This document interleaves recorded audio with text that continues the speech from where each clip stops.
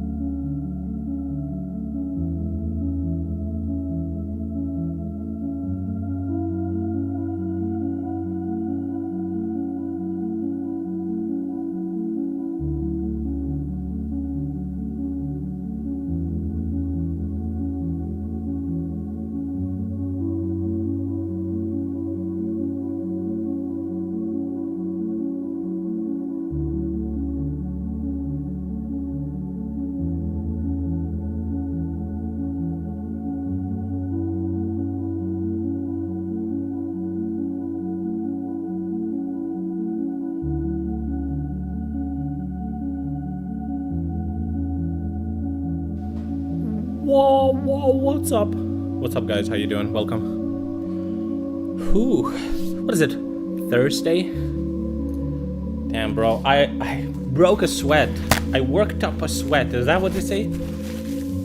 I worked up a sweat getting my ice. This fucking little ice fridge that I have, it's like ice maker fridge. It's not a fridge, but it's like a... It's just like a silicone form that you put water in. It's almost impossible to open. Holy shit. When it freezes down, Jesus Christ. Whew. That was tough. Guys, we're gonna look at cars later. I think I'm just gonna get like a financing or something, and I want to get a car. I really want to get a car. Let me just get some. Dude, this shit. Oh my god, this fucking shit is this shit, dude. If you haven't tried this shit, you gotta try it. Look at it. This is the best. It's so good. Dude, cookies and chocolate is like one of the best combinations. Never heard of it? Really? How do you Google it? Milka chocolate sticks. Wait, Milka ice cream is their website? Oh shit, damn, this looks so good, holy fuck. Oh, I did have Milka ice cream. The one with hazelnuts. I had one with hazelnuts. It's pretty good. We don't have it like readily available everywhere though. Oh yeah, there it is. Milka Choco Sticks. Jesus Christ, what the hell is going on? Oh, look at that. Yeah, this is it. I'm not advertising or anything. I haven't been paid by Milka. But like, chocolate and cookies is such a good combination. Holy fuck. You know what I also love? Chocolate and nuts combination. Like almonds, for example. It's so good. You know what's the best? Here's what's the best. You take vanilla ice cream, right? You take cookie crumbs, like cookie pieces, like very crunchy cookies. You take almonds, and you take what else? I think it just like what do you call it when you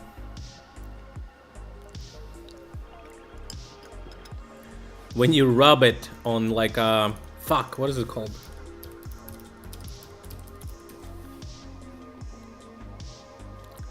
Oh, grounded chocolate.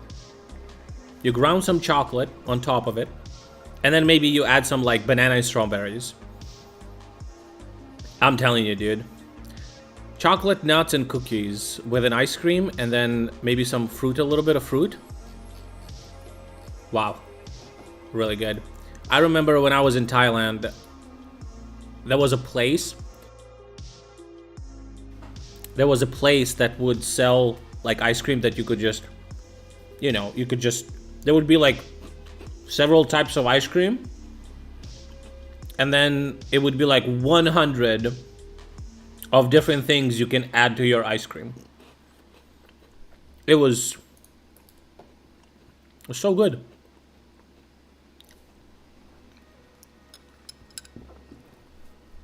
It's good. I wonder, I bet we must have something like that in bigger cities. Sometimes, because almost all my life I lived in one city in Ukraine. It feels like whole Ukraine is like this, but I know that's not true, right? Like things that I don't have in my city is not that we don't have them in our whole country. It's just mostly my city that is, lacking those things. Ukraine is my city. Yeah, sometimes I wonder if I should have traveled or like rented out an apartment, just like live across Ukraine, in different cities. But moving to Odessa is probably the correct choice. I keep seeing like wild videos from there, and I'm thinking about it if that was if that was a smart one, but that was a smart choice, but we'll see. Okay, what do we have? A new Adam something video about an autistic thing. Trains. When we Stickle. think of cutting-edge European rail, we usually imagine Germany, Switzerland, Austria, maybe France. But few people know that another, much smaller and poorer country not only surpassed them in innovation, but came close to changing the face of European passenger rail. The engineers and transit planners of this little country took already existing concepts and improvements and mashed them together into trains and operational plans that were groundbreaking for their time and are easily on par with modern systems today. This is the story of the Hungarian railways and the rail revolution that never was. Wow, Hungary, really? It's the mid-1980s in Europe. The last golden age of European rail is about to end, with the dark ages of the 90s fast approaching. Stagnation, managed decline, line closures, budget cuts under the alibi of efficiency, pouring money into highways instead of tracks. End-of-century neoliberalism at its finest. Before we go further though, I'll have to quickly explain trains so we're on the same page. See, back in those days, trains were mostly thought of as a locomotive dragging cars behind it. This is called a classic set. Even the much-envied Austrian or Swiss railways relied on such classic sets. Sometimes the end car would have a driver's cabin that's called a control car, from which the locomotive in the back could be remote controlled. We call such a train a push-pull, and we like it because it allows us to change direction without needing to switch the locomotive, saving lots of time, money and fuel. Germans were particularly big on this concept. The step above the push-pulls is the multiple unit. Here there is no locomotive, the motors are built in, and there is a driver's cabin on both ends by default. This allows for much better operational flexibility, acceleration and braking, meaning better punctuality and shorter travel times among others. So, 1980s. Suburban rail traffic in Hungary is done by locomotives hauling old cars with manual doors with old BTT control cars hooked on the ends. Everything is done by hand, speeds are low, and operation is rather unsafe. You could just open these doors mid-journey and jump out if you wanted. It was at this time that someone at the Hungarian Railways headquarters found themselves sober on a Monday morning. So sober that they created a brand new operating concept for suburban rail. The Gunzworks, the Hungarian domestic rolling stock manufacturer at the time, thus received a monumental task: designing and building a brand new train that would propel suburban rail not just to the present, but to the future, via the railway's brand new experimental operational concept. And in 1988, they were ready to present their creation.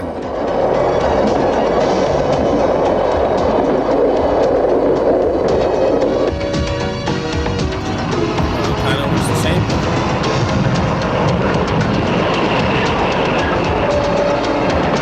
The BDV Motor 414 series was a massive jump in quality and technology compared to anything else Hungarian Rail had, and surpassed, or at least was on par with, anything any other European rail company was fielding at the time in the suburban category. It beat the Austrians in quality and modernity, who were just putting into operation their next-gen suburban push-pulls at that point. It beat the Austrians! The trains had automatic doors, accelerated like mad, and were even equipped with automatic couplers, which was state-of-the-art tech at the time. You could hook two 4-car units together even, and operate both their engines synchronously from one driver's cabin. You could also extend individual trains with up to 4 filler cars instead of 2, making a 6-car unit. So is the BDV Mod a multiple unit or a push-pull? Both actually. It's a hybrid, with regular UIC cars between a motorized car and a control car. This was a great compromise. The flexibility and interoperability of push-pulls with the improved dynamics of multiple units. The cars had double swinging doors in the middle, designed for the high passenger flows of suburban traffic. The BDV Mod's cars were also interoperable with everything the Hungarian Railways had at the time. The filler cars could be run as part of regular trains should the need arise, giving you unprecedented flexibility across the network. A total of 24 car units were delivered to the Hungarian Railways for starters. Their operation on the Budapest-Vác line turned out to be such a success that they almost instituted clock-based scheduling on the line. That's when trains depart at the same time every hour, leading to an easy-to-remember, passenger-friendly schedule. Though it didn't work out due to internal resistance. We had to wait until 2004 when it was instituted nationally. Now, the Gunzworks had already built similar trains a few years back, like the Croatian 6111 series, but those were toy trains compared to the BDV Mod, designed for smaller lines with low traffic. The trains themselves were really not interoperable with anything else as far as I know. In comparison, the BDV Mod was real heavy-duty stuff, built to easily handle the busiest suburban lines around the capital. By 1990, all 20 trains had been delivered. It was a time of economic collapse, however, as the fall of the Soviet Union affected Eastern Europe severely. The Gunzworks were no exception. But despite that, they were far from done. In that climate of economic In Ukraine, most of our railroad tracks are...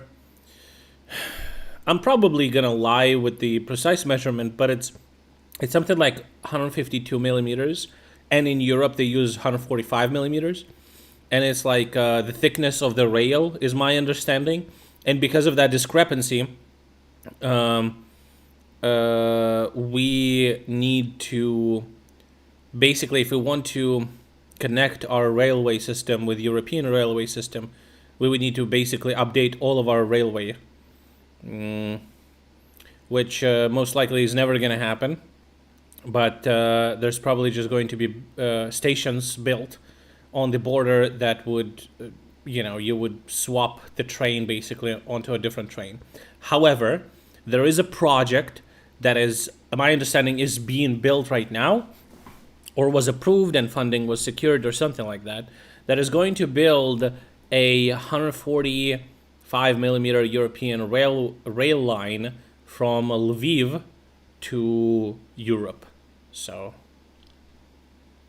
that's interesting, I guess. Maybe to somebody. Economic decline and dried up funding, they decided one quantum leap wasn't enough. So they did it again with their next creation, Quantum the Leap, such a good 434 show. series, or BV-MOT, the intercity version of the BDV-MOT. These trains If you ever watch Quantum Leap, as I did when I was a child, when I was a kid, I remember seeing it on the TV. It's so cool. I never, like, dude, old TV fucking sucks, because you will catch one episode of a show, you will watch it, you will love it, and then you will never see it again. With Quantum Leap, it was almost like very similar. I remember seeing a lot of episodes, but I never knew if it was in order, if it was out of order, when the next episodes are coming, if they're coming at all. And I never seen the ending of the show. And what I did is I randomly remembered the show before I went to sleep, and I literally just asked ChatGPT to tell me how it ended, and he did, and it was true. Basically what happens, spoilers for a 60-year-old show, is that basically the whole premise of the show is that the scientist developed a technology that allows you to travel back in time. But what actually happened is one of the scientists traveled back in time. They call it quantum leaping. He traveled back in time, but he leapt into somebody's body. So he needed to live out their life and complete like a trigger event that would send him back to the future. But it would not send him back to the present, I guess. But every time he would do it, he would just get a little bit closer and a little bit closer to the time, but it seems like he would never reach it. And when he finally now I'm doubting myself. And when he finally was about to reach the destination, he thought that because he's leaping through time and he's doing so much good through these people, that his mission is to continue and basically like do good for humanity throughout time. And he just was like, okay. trains are great. They're the same So he still quantum leaps everywhere. push-pull multiple unit hybrids, but with important upgrades. Among them, their I think the distance between rails is different.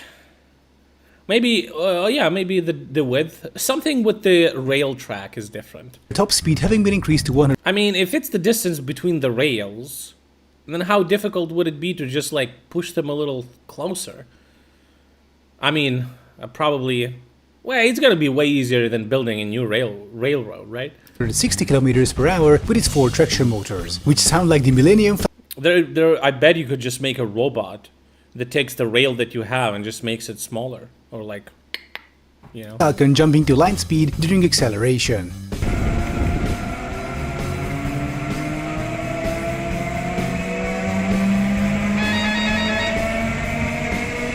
Whoa, super fast.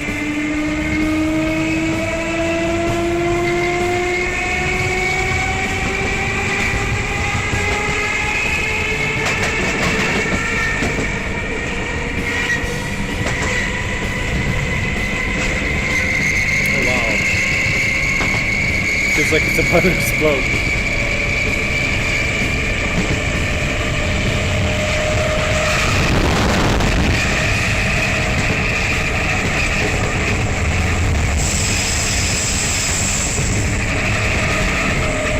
They have single automatic doors at the ends of each car and their interior is air conditioned. Speaking of interior, the trains contained innovations like the semi-coupe layout in first class, where the four-seaters are inside their own compartments next to the row of single seats. You only saw this kind of stuff in places like Germany.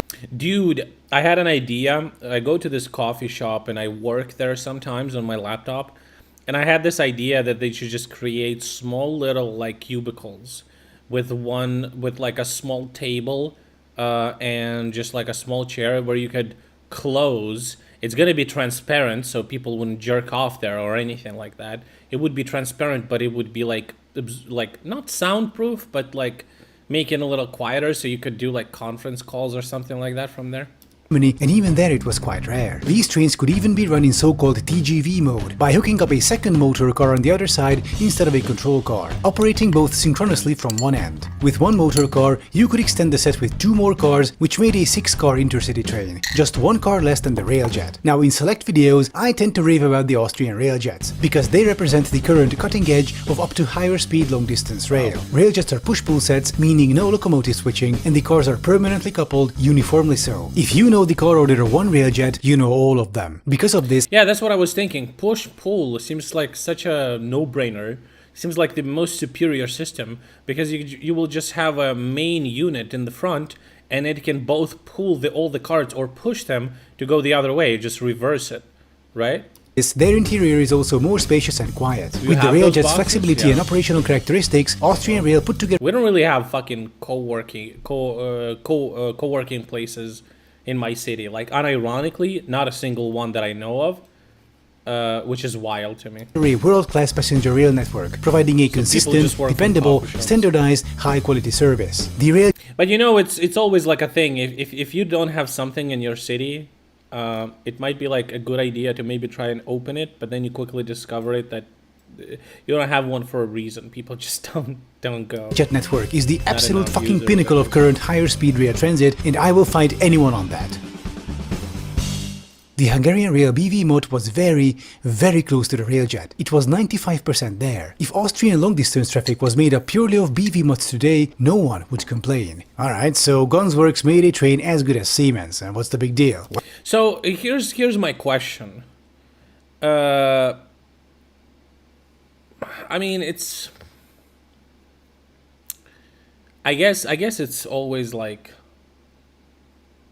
a combination of different types of transport, right? Like, inside the city, the most comfortable way to move around is your car, but you can never build a city infrastructure in such a way that it could accommodate every single person being in a car. So you need to have public transport. But then going outside the city, in between cities, if it's like 1 hour, 2 hour drive maximum on the train, I think that's worth it. But as long as you, but if you go like 3, 4, 5, 6 hours on the train, I feel like plane is just way superior. It's just superior mode of transportation. Domestic flights are awesome. Because I hate sitting like for 3 hours in just one position. I can sit for like 20 hours behind a table because I put my legs on the table. I have a lot of space. There it just. Well, Railjets entered service in 2008, I hate traveling, the bro. BV mod in 1994, a full 14 years earlier. Of course, the BV mod didn't have stuff like power sockets or LCD screens, but those can always be built in during maintenance. Due to its extreme flexibility, you could also plug in new cars if you wanted. A mixed-use car with spaces for bikes and wheelchairs, a bistro or restaurant car for international connections, a car with a family section. The BV mod's flexible design allows for all sorts of modding and modernizations on a plug-and-play basis. No need to take the train apart to bits. Just put the car in. Boom, now it's good for 20 more years. The BV mods were envisioned as the backbone of Hungarian long-distance. Dude, I sometimes think that it would be such a cool life if I was like some fucking weed smoking fucking hippie cuck fucking loser that would just love camping and fucking being constantly on the go and nomading, But it's fucking. This is like anti-me, basically. It's like I'm absolutely not into camping, fucking RVing and shit like that. It's just, yeah, it just fucking sucks. I hate it.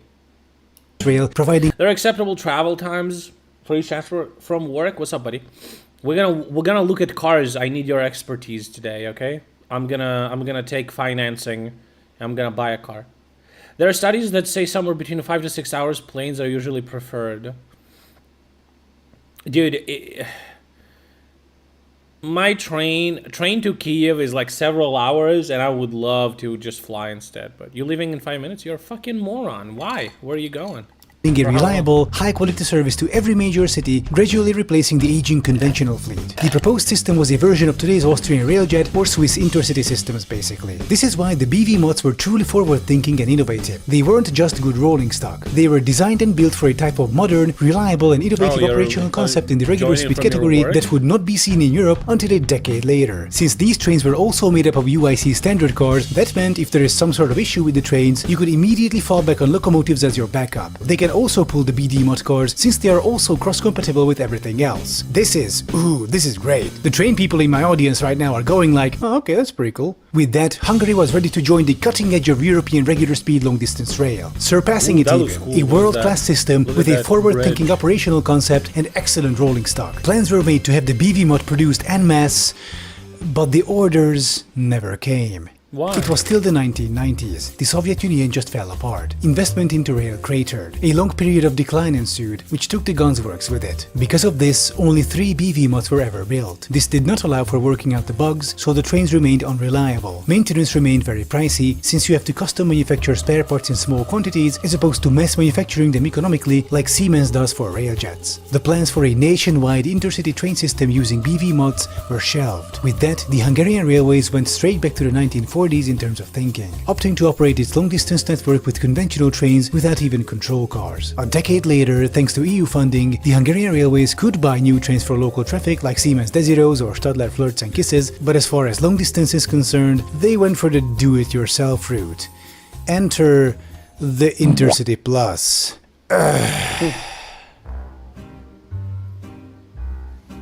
I remember he was fucking complaining about this shit. We have Intercity Plus, but it's apparently absolutely something different. The Intercity Plus program was an attempt to breathe new life into long-distance rail traffic without actually Yeah, fuck long-distance rails. Fuck that. Just completely, you know? investing any significant funds Planes, into let's it. go. The original plan of running newly built cars with an eventual control car were I went on a plane to Germany for 20 euros. Like fucking 5 years ago or 3 years ago. something at least. It was basically a shitty railjet, but it was something. And the first 2 prototype cars weren't half bad. And I know the prices in Europe for the fucking train tickets are fucking wild. They were quite good So it's like not even cheaper than planes. Like what the actually, fuck? as far as obsolete rolling stock goes. And that latter part was Ryanair, pog you. the problem. The Intercity Plus project was obsolete from the moment of its conception. Every developed country on Earth, even America, is going either for permanently coupled push-pulls or multiple units. Those are I can stand behind the night trains. I remember I went on the night train to Odessa, and I was just sleeping, basically.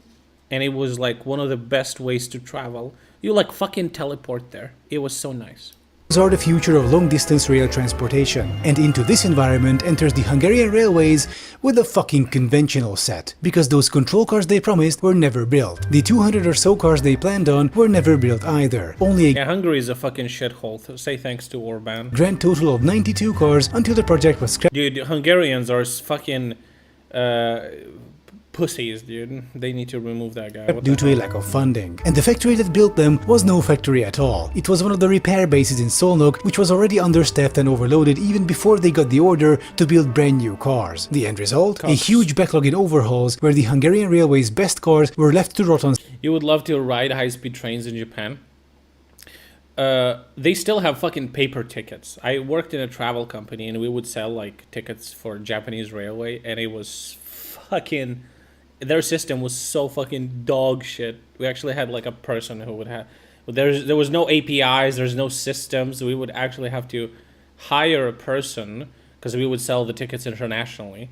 to be there, going buying tickets en masse in like a huge stack of papers. It's fucking stupid shit. On side tracks for years. Meanwhile, the Intercity Plus cars they built were fucking awful. They come with a comical amount of defects, and the build quality is, well, let's just say questionable. After the Hungarian government kept forcing the IC Plus project and then consequently abandoned it, the Hungarian railways were left in a shape arguably worse than before. No operational concept, no developmental plans, just a pile of shitty new cars, a huge maintenance backlog, all the while desperately trying to keep their decaying rolling stock alive. What happened to the company that made those awesome trains? They don't exist anymore? They couldn't just resume that program? Seems like R&D was already done. Up until a few years ago, dude, who the fuck are these people? Who are people who are making decisions like that? I don't understand. I bet there's some corruption involved because it's Hungary.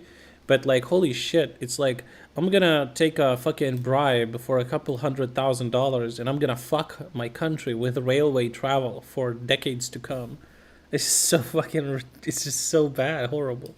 it seemed the glory days of Hungarian rails were truly over for good. But then, a miracle happened. Someone within the Hungarian government found themselves sober on a Monday morning and ordered the Hungarian railways to announce a competition for brand new long-distance push-pull trains, which Siemens won with their new generation railjet. 39 trains with at least 7 cars, with 10 more trains on option. This amount of trains... That's why I'm excited for Europe to like invest into Ukraine and like control where money is going, with a bunch of commissions and shit. That would be great. It could cover most major international connections and could free up enough cars from those lines to stabilize the domestic rolling stock situation for a good 20 years. It seemed that after all, if not being the cutting edge, Hungarian Rail will at least get to keep up with the times. But then the project was scrapped due to a lack of funds because the EU won't give Orbán money because they don't like the fact that he's turning Hungary into an autocracy. And so the Hungarian railways are and will remain fucked.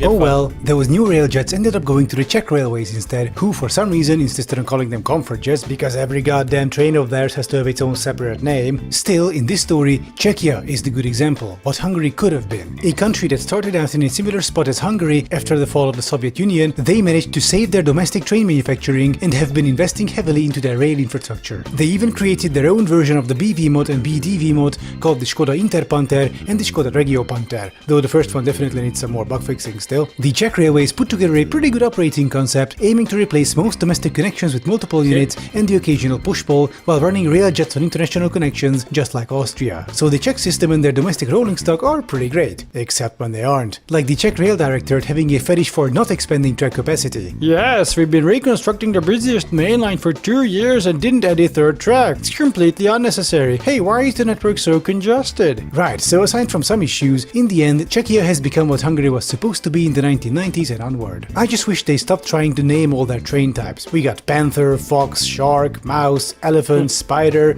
we got Pendolino, Railjet, Interjet, Comfortjet, Regionova. Anyway, where was I going with this? Swiss Rail, Austrian Rail, A+. Czech Rail, getting there. Hungarian Rail, yeah, it fucking sucks. Czech Rail has an actual kitchen on the train. We kind of have like a half a kitchen. They have like half prepared meals that they like will finish cooking and you can buy on the train. Yeah. As for the Gunsworks trains, the suburban ones are still running, and some recently... And recently, they did like a major overhaul of that, and there's like full course meals there now. Because before you could just buy like a hot dog or like a hamburger sandwich or something like that, some like fast food or some shit. Now it's like full course meals. I'm curious. Even went through overhaul. The Intercity version, however, is a lost cause at this point and are only deployed as replacements strictly on a we didn't have anything else basis, which is an increasingly common occurrence because they cancelled the fucking procurement for trains that would No, they have grills and they have microwaves, yeah, but they have like toasters and grills and actually, so it's like light cooking, you know. All right, boys, let's see some memes. It's in the title. 18 airbags under a half-full dumpster. What the fuck? This piece of shit.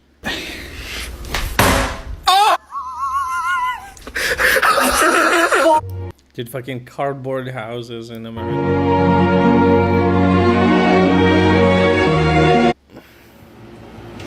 Just like that.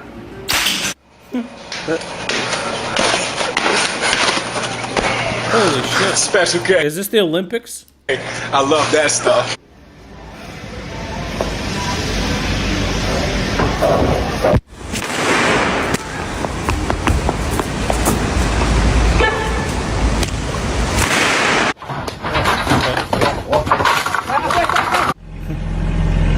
Grocery shopping. Look for these Milka sticks.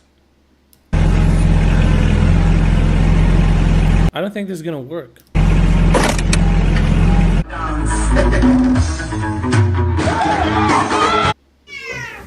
The music didn't stop. Oh, that's a gimme. Fucking cunt.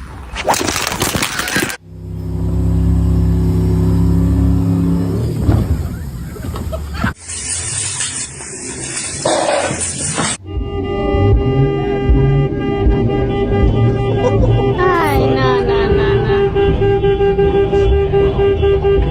That shit's fun.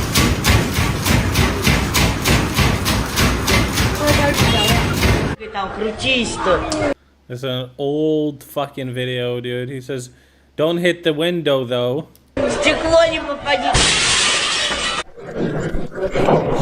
The video is like older than me, bro.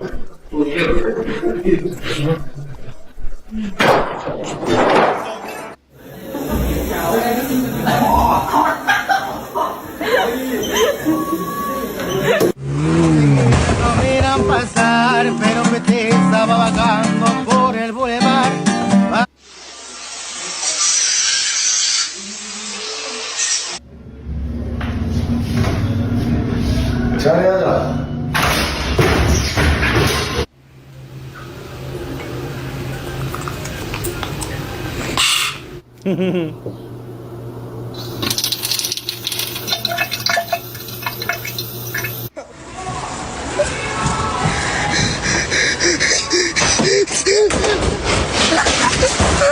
No, yo mismo me la tomo.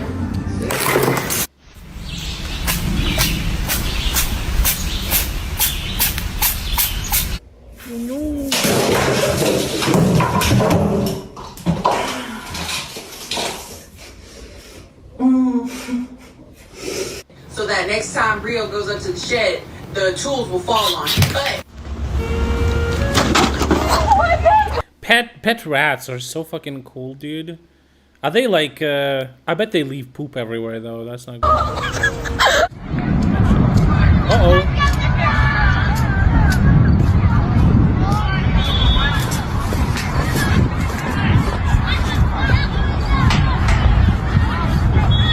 Yeah, you black noob. Oh. Russian valiant heroes, huh? Oh my god, they were like... Somebody... There's like a pipe just sticking out of there. He could have fucking like... It could have went through him, dude. Ooh, dude.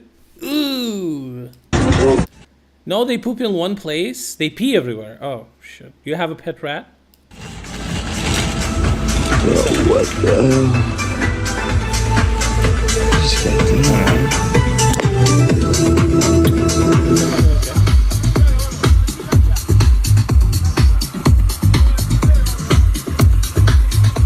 Why? Go on, go on. Sit on.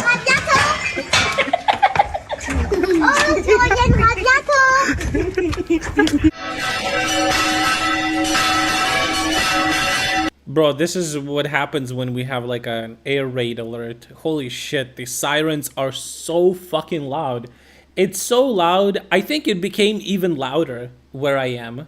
I think it became even louder because I was sitting, I opened my window like completely because it's not that hot anymore and you don't have to run AC in the evening. I do it right now because today is a little warm, but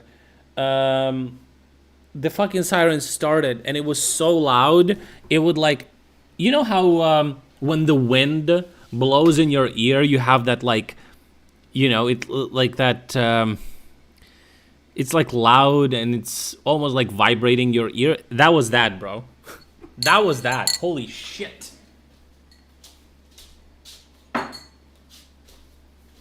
It was so loud, my eardrums were ringing, dude. Holy fuck. Gracias. Gracias. Gracias. Gracias.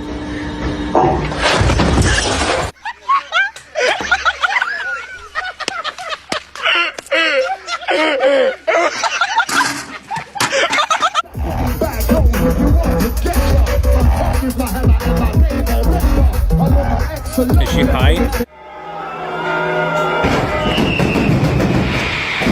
This almost looks like AI, bro. I've seen this. It's real video.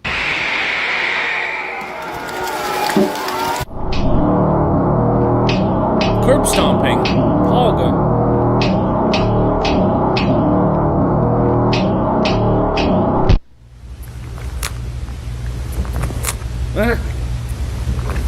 Pizza's really good. How you got this? You'll fucking love it, bro, I'm telling you. Good? Damn. Literally built as an athlete. Every blood test. Okay. Where's the cheese?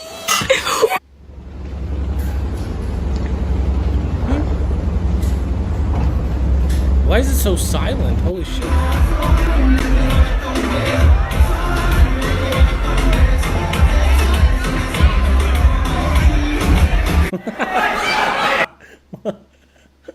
Why the bottleneck is so fucking huge.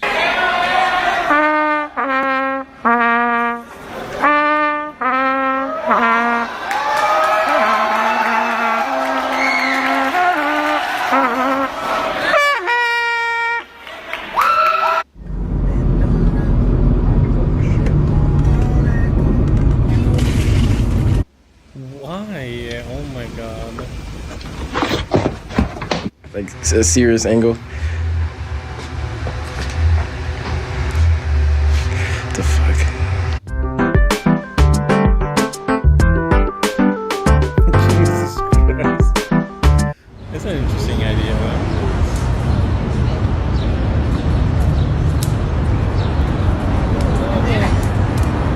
Oh my God, That's so cute, but also so sad at the same time. Nice to meet you. I'm Manali. I've never met you.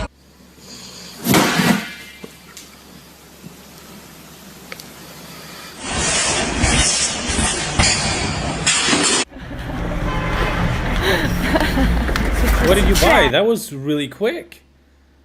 You went to the store that quickly? Jesus. What did you get? A pack of cigarettes and a beer? Dude, what the fuck, bro? Oh my god. I would never forgive myself if I did something like this. If I would fuck around and find out, I would just know that if I... Dude, I don't know. I'm never in situations like this because I assume that when you fuck around, you do find out inevitably. And I don't want to find out. I don't know why people do this. Trap.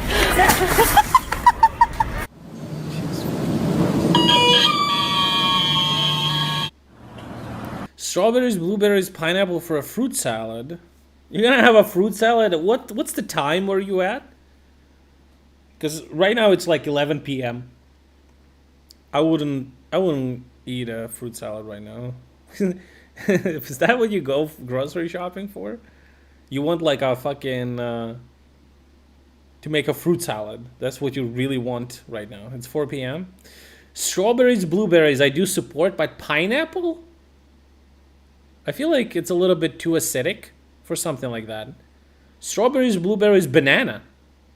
Why the fuck you get pineapple? Strawberries, blueberries, maybe raspberries? Tonight for game night. What is a game night?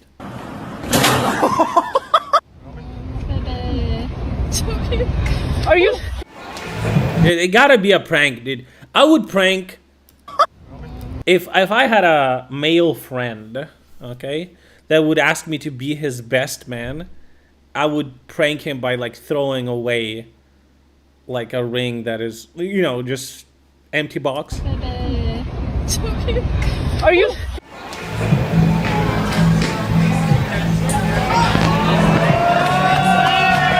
Con todos los views que tiene el perro, él alcanzó para comprar su Silverado. Ya se le va a poner al pericar.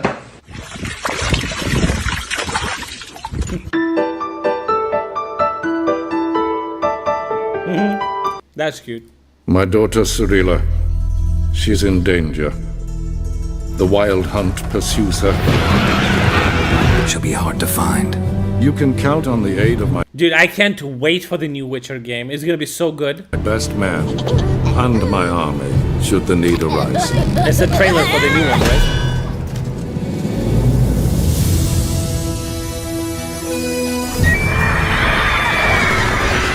The parcel should be here on the bottom.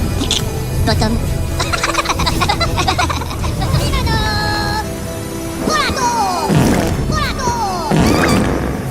Tris Merigold. Ooh, Zelen. You bring me this monstrosity? Yoba. Yeah. Bring me Ciri. Da da da. Come here! Come here! Luca! Yeah! Yeah! Pronto, pronto, pronto, pronto! We will sail to Skellige and find the Sunstone. Donna! Donna! Donna! Donna! Donna!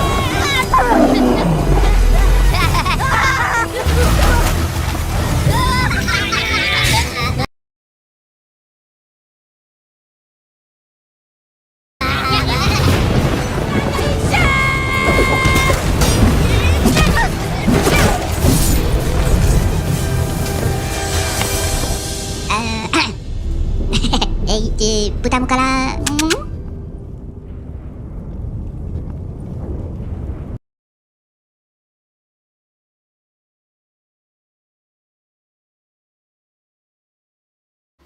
Oh my god, I was muted this whole time. This whole time from the first stream. I was asking if people find Minions actually funny or like entertaining, or is it all ironic bullshit on the fucking internet? Because I don't know at this point. I also downloaded the first Rambo movie because I don't believe I actually watched it. I watched a little bit of it and then something distracted me and I didn't finish it. But boomers do? Really? Is it like actually for boomers, or boomers just use the Minion characters on Facebook and shit? Wasn't that like a kids movie initially? Playing Call of Cthulhu right tabletop game. It's like D&D alone or with other people. Today So in the news, right? In the news today, there was a big thing going on today. There's an exchange of prisoners between Russia and Western countries, where Russians basically traded journalists and citizens of other countries for FSB spies and hired killers and murderers. You know, classic Russian citizens, you know? I've heard some people have like mixed things about this exchange. I think it's good for the West, because they just shows that they value their citizens. And what is Russia gonna do with their fucking killers and spies? You know, like what information are they gonna provide them? Minimal information. So I don't know. It's just, I don't think West is losing anything. They're getting their citizens back who are actually like decent people.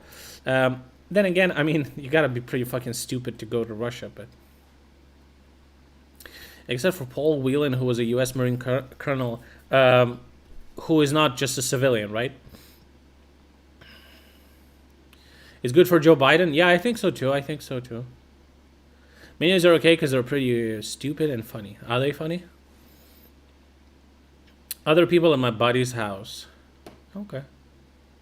So they're not they're not your friends. They're your buddy's friends, right? The first picture of Americans: Ivan Grishkovich, Alsu Kurmasheva, Paul Whelan, being free. They don't look. I mean, these look happy. This guy looks not very excited. Property of the U.S. government. God damn. Careful. In Russia, a big fire on the oil refinery plant in Omsk. Good.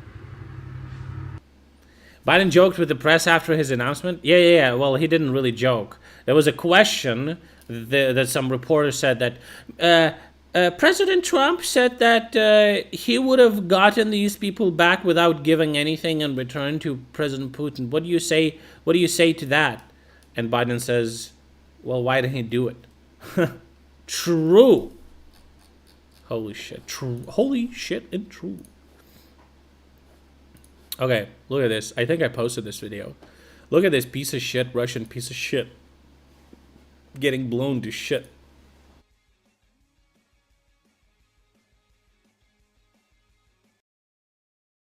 Look at this. Holy fuck. Dude, this shit is like a whole fucking barn on top of a tank with fucking rollers and I bet like 3 layers of armor, and it just doesn't work. Instantly gone. Holy shit. Whew. That's wild. Cope cage made out of C4. True. This is a nice thing too. This is our newest development. Remember the one anti-tank mine? How about 2 of them? Dropped from a drone.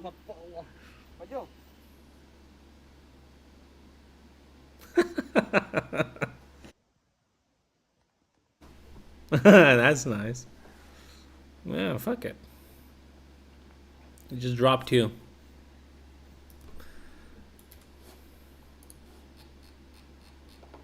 Dude, what is my fucking scroll wheel doing? Okay, main news. Russia attacked Kiev with kamikaze drones. Local authorities called the attack the most massive since the beginning of the year. More than 40 drones were shut down on the outskirts of the city. Yeah, it's true. It seems like they didn't hit anything. We usually, in our news cycle, we get like, you know, this thing that was hit, this thing, here's a picture of that, here's the you know, destruction here. And maybe something was destroyed, but it probably not a civilian target, so maybe that's why they didn't show it. But as far as I am aware, nothing was destroyed. So 40 drones, easy clap, well done. The leader of the Palestinian group Hamas, Ismail Haniyeh, was killed at his residence in Tehran.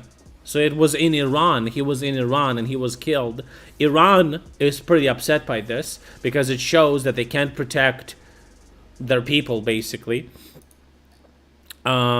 Also, it shows that Mossad is gonna get you anywhere.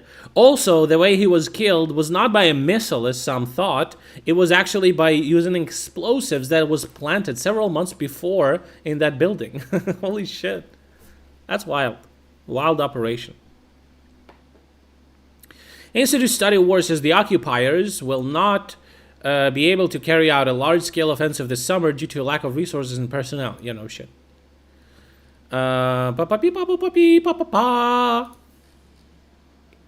This the guy that got fucking destroyed, confirmed by everyone pretty much. Iran said there's gonna be a response. I don't believe it. Armed forces of Ukraine hit a warehouse with weapons and equipment near Kursk region. That's a big one. Looks good. Putin is increasing the payments to die in Russia. He signed a decree on a one-time payment of just over $4,000 for those who sign a contract to participate in the war in Ukraine. So it's across all Russia. Oh, I'm sorry. It's like a timed one-time offer. It's from August 1st to December 1st, till the end of the year. Okay.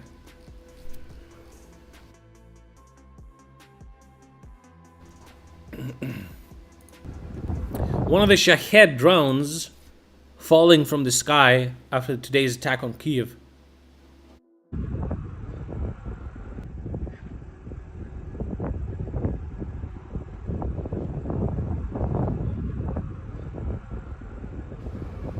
Oh, by the way, the siren just... Oh shit, it exploded. The siren just started. Just listen how fucking loud it is, bro. I wasn't kidding, dude.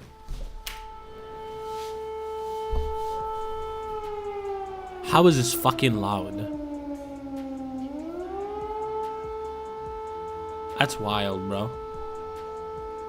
Why is it so loud? Bro, I hear it. Holy shit. I'm not fucking deaf.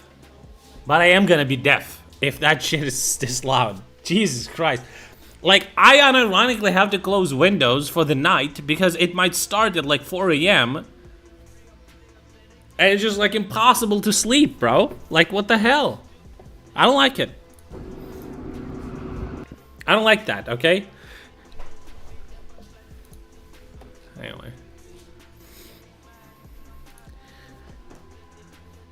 Yo, this post was removed? What the fuck, dude?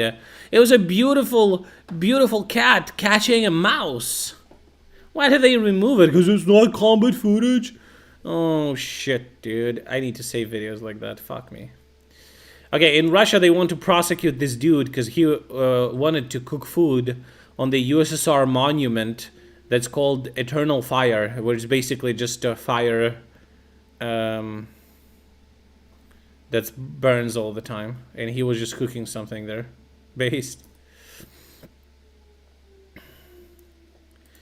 Okay, Hamas terrorist leader eliminated. US supported Israel while Russia and Turkey mourn. Cringe.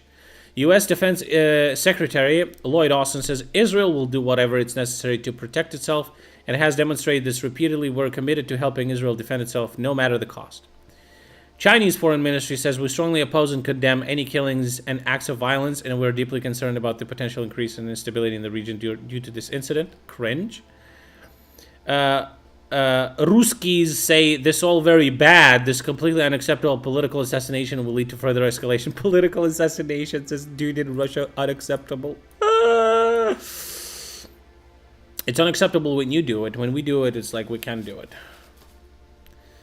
Turkey says this once again demonstrated that Netanyahu government does not intend to achieve peace. Yeah, bro, dude, this was a baller move killing this fucker. Well done. Good job. Support that.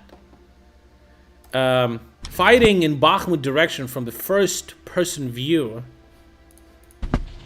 Did I show this before? I don't think I did.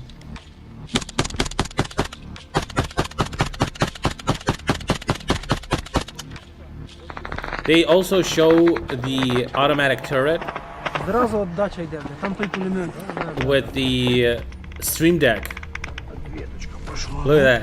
Давай повоюем, демон. Давай.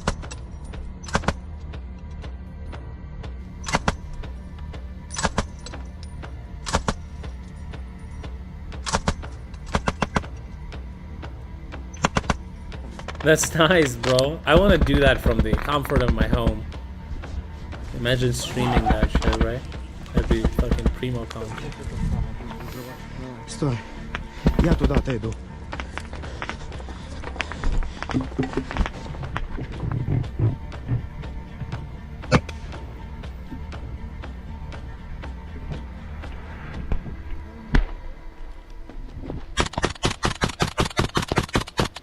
I don't think you can see anything with that fucking, with no scope. Да. Ну так, чуть-чуть перелет, конечно.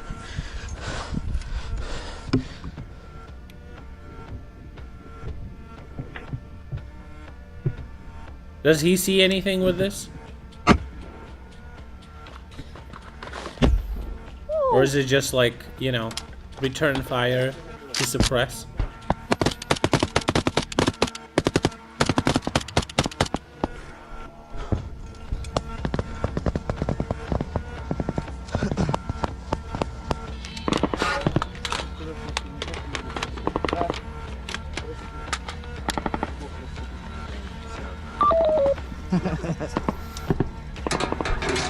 These are decent positions, dude.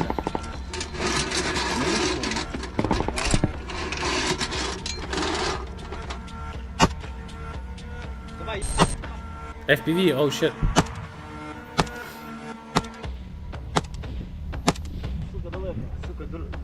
Байку надо заряжать. Do double barrel. Где летает? Says, where is it? О!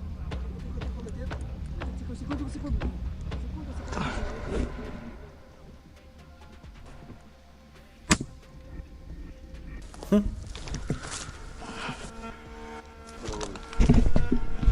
под пулеметом еще? Давай, давай дуплета.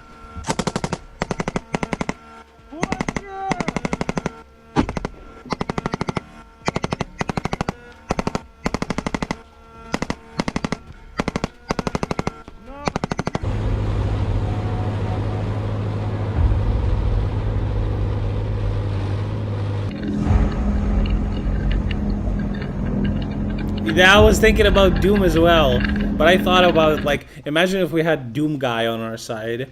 Imagine he's just like jumping and dashing across the fucking field and then just fucking blasts you with a double barrel fucking shotgun in the head. Slices you in half with his fucking like hand, like armband sword. Jesus. Not you, but like, you know, Ruskis, Muscovites. That'd be so based.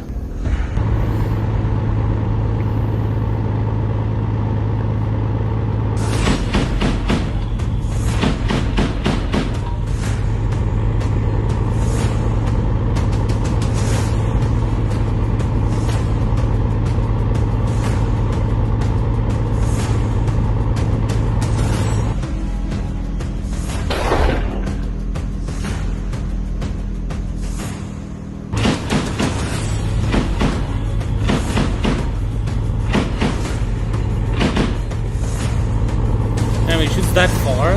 God damn. I don't even see the city on the horizon. It's like several kilometers probably.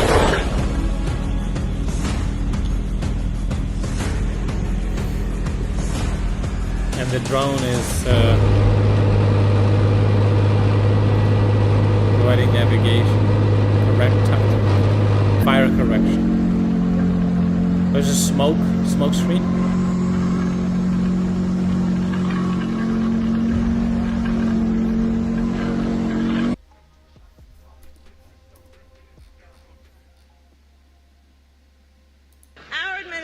Worked on the most significant borders. Kamala is cooking, dude. She's cooking well. We'll see what's gonna happen, but Kamala's cooking well.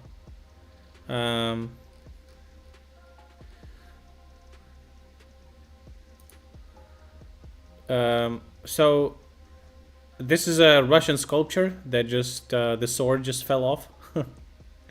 And apparently this sculpture was renovated about a decade ago.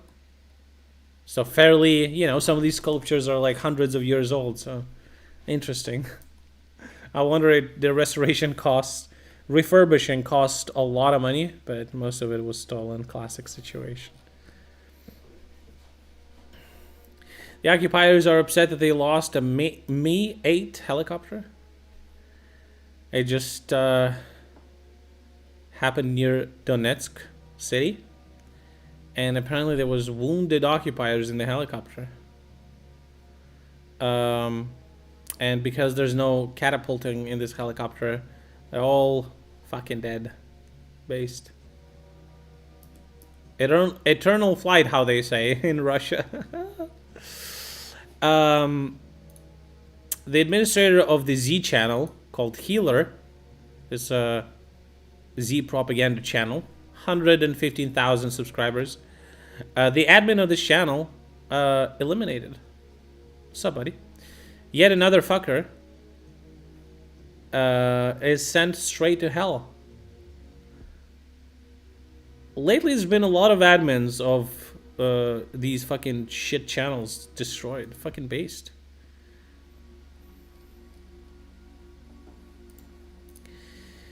A tornado ruined St. Petersburg University of Civil Aviation and provided damages for around $400,000.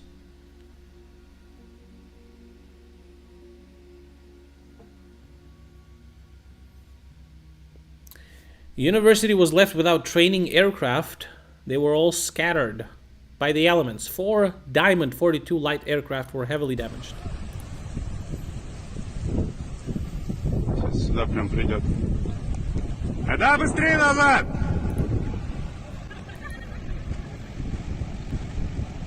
Быстрее! Сзади прям за вами бежит!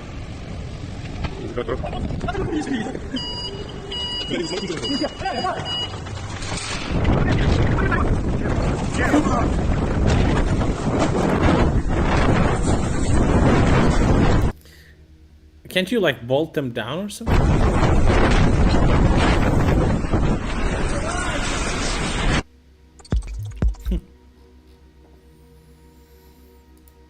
Ukraine gets first delivery of F-16 fighter jets after a long wait. Deadline was end of July. Holy shit, this was so fucking long. I feel like we waited for these planes for so long. The transfer was plagued by delays. Language barrier. Language barrier? It's interesting that the article says this. Maybe we already use them and Russia already knows, but... So yeah. Good, I guess. We'll see how efficacious they are. Maybe they were the ones that helped us destroy 40 drones around Kiev. My understanding is that these planes have, you know, a minigun that would be pretty good at shooting those down.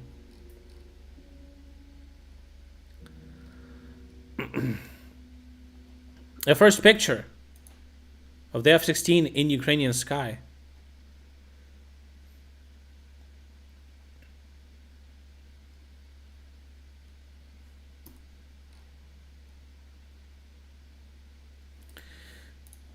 In Russia, a major general of the FSB who was involved in fight against corruption is currently on trial. He is accused of taking bribes. Classic Russian situation. Breaking news to cover right now. The Wall Street Journal is now reporting that its reporter, Evan Gershkovich, is slated to come back to the United States. So yeah, the exchange has happened already by this time. Russians have issues with YouTube. That's good. So regarding F-16s, it doesn't say how much, but the first batch of F-16s, I'm sorry, they do say the first batch of 6 fighter jets was transferred by Netherlands. In the near future, Ukraine will receive a batch of F-16s from Denmark. 6. So half a squadron, basically. And I remember the spokesman for the Ukrainian Air Force said that it would be nice if we had like 4 squadrons. So 48 planes.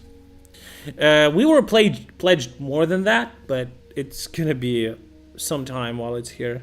Next year, maybe. Okay. Beep bop boop boop boop beep bop bop. Now, dubious source, but still. According to Lebanese journalist Elia Manier, Israeli intelligence installed spyware on Hamas leader Haniyeh phone via a WhatsApp message. I remember there was some kind of vulnerability that you can send a video via WhatsApp, and if you click it, you have to download it, and you download like a spyware or virus. You can just do that. Justin Bronk, who is that? We should get eventually 200 of F-16s in middle to long term. 200? That seems like... that seems fantastic.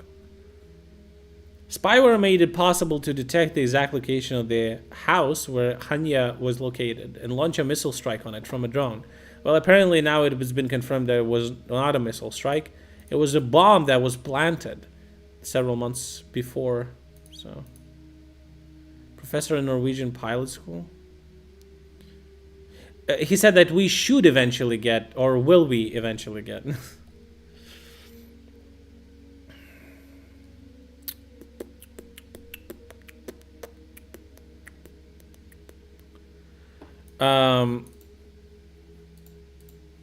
The head of the Russian company, Voentorg, Vladimir Pavlov, was detained in the case of theft on an especially large scale during the execution of contracts for the needs of the Russian Ministry of Defense. Yeah.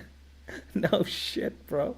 You could literally like put everyone in prison because, you know, they fucking stole money. It's a corrupt country. European Union is going to limit the import of Russian fish in the new sanction package. Good, good.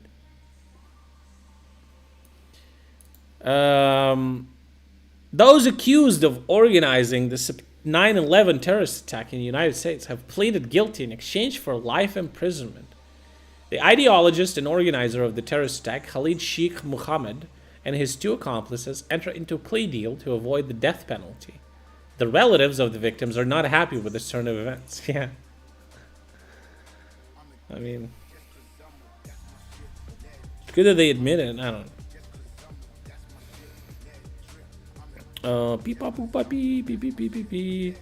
USA is not going to provide $95 million of direct assistance to the Georgian government.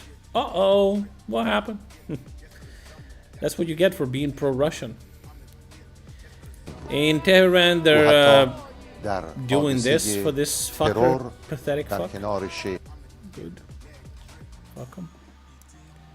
Moldova is sending a Russian ambassador away because he's a fucking spy cunt.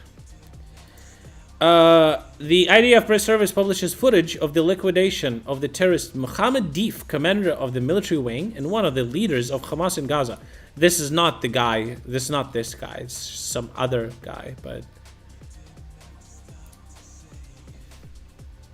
bombed by fucking planes. Holy shit. You can see the fucking missiles or like bomblets. You can see them drop here. Boom, boom, boom. Goddamn.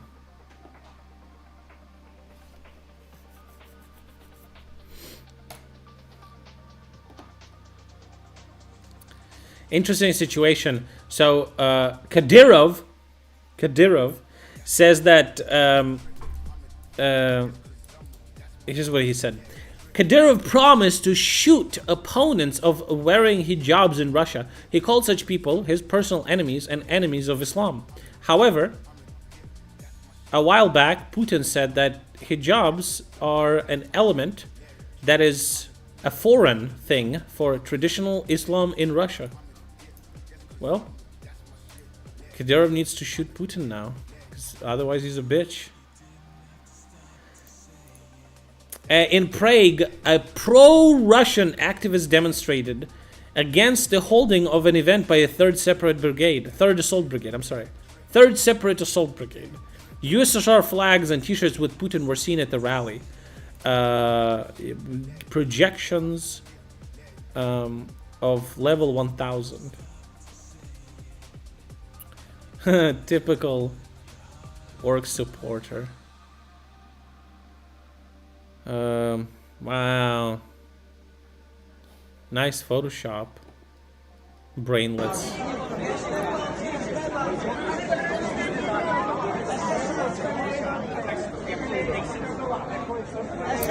Good one. Good one. The Kaniv hydropower electric plant is planned to be built underground. The power station must be inaccessible to the enemy, and there are plans to build it underground. We're making changes to the construction project. It must be inaccessible to enemy. We just repeated 3 times the same thing. Oh my god. According to Sirota, I guess it's some of our energy minister. I don't actually know. The head of the Ukr Hydroenergo, Ihor Sirota, says that we need to build gas power plants because they can be both a consumer of excess electricity provided by other stations and can feed it into the grid as needed. Well, probably, I guess. I don't know. It's hard to say. Building shit under the ground is definitely something I've been saying for about 2 years now. China tightens control over drone exports amid accusations of supporting Russia. A number of government agencies, including Central Military Commission, have blacklisted drones with high-precision measuring equipment. These changes complement the list published last year and will take effect on September 1st. While export restrictions on consumer drones have been lifted, China's Ministry of Commerce has reiterated its position that civilian equipment should not be used for proliferation of weapons. Yeah, of course. Good one. The move by Xi Jinping government comes days after Ukrainian Foreign Minister Dmytro Kuleba visits to China, the first since Moscow invaded in 2022. Beijing has repeatedly rejected Western accusations of supplying Moscow with dual-purpose goods with military applications. Yeah, sure. Because they're supplying them, but they're saying, well, you can't use them for military. Russia does anyway. And they're like, well, we said you can. So fucking stupid. Oh, this is interesting. So, for the first time, this comes from our Minister of Digitalization. For the first time, the state, Ukraine, announced a tender for the purchase of Ukrainian FPV drones. This is the first tender for the purchase of drones that use machine vision to target enemies. The pilot identifies the target, points the drone at it, and the drone attacks even in the absence of signals.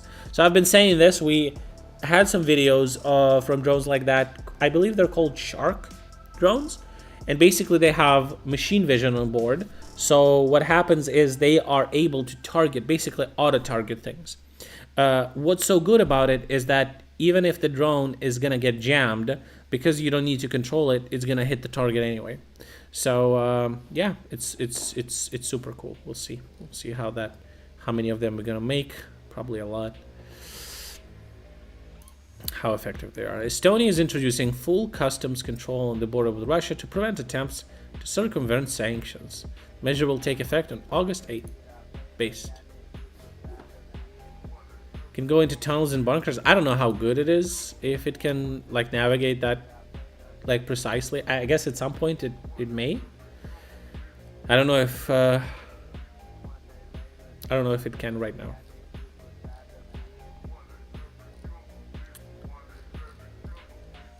It's all about the exchange. The Gazprom losses almost doubled in just a couple of months.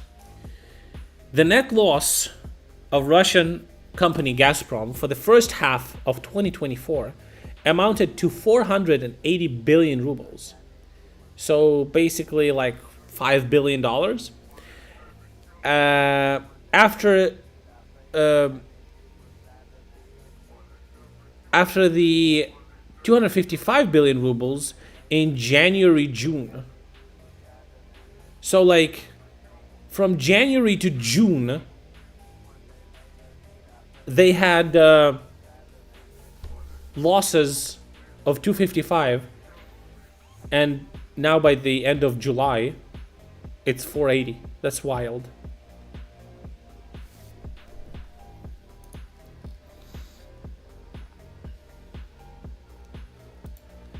This is interesting because Austria has been pretty kind of weird. They didn't have like a specific stance. They were like, you know, oh, we don't support Russia attacking, but we're gonna do business with them. Anyway, the head of the Austrian Foreign Ministry considers calls to Ukraine to cede territory unacceptable. The Minister of Foreign Affairs of Austria, Alexander Schallenberg, calls from the outside to Ukraine to cede territories in exchange for peace with Moscow unacceptable. According to him, such appeals are completely unnecessary. Let's imagine that we're attacked. South Styria or Burgenland was occupied by a foreign state that was an attempt to destroy the federal government or drive it out of the country. And we would be told, dear Austrians, why don't you give up part of your territory for the sake of peace? I consider such calls unacceptable. Yeah, no fucking shit. I mean, the funny thing about this situation is that literally every country could apply this situation on themselves and they would instantly know what's the answer to such calls, right?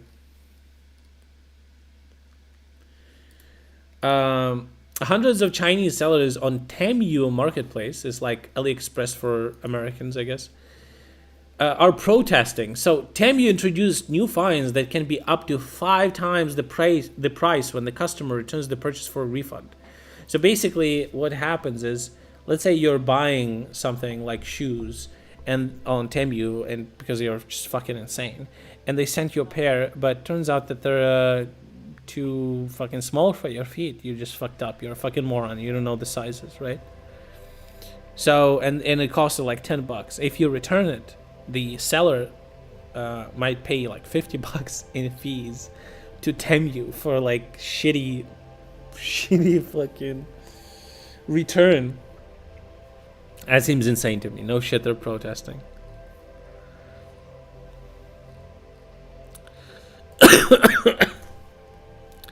The second corvette of Ukrainian Navy, Turkish-built Ada class Hetman Ivan Vyhovsky, was launched in Istanbul. The first corvette, Hetman Ivan Mazepa, was launched previously. This is the second one. Look at that.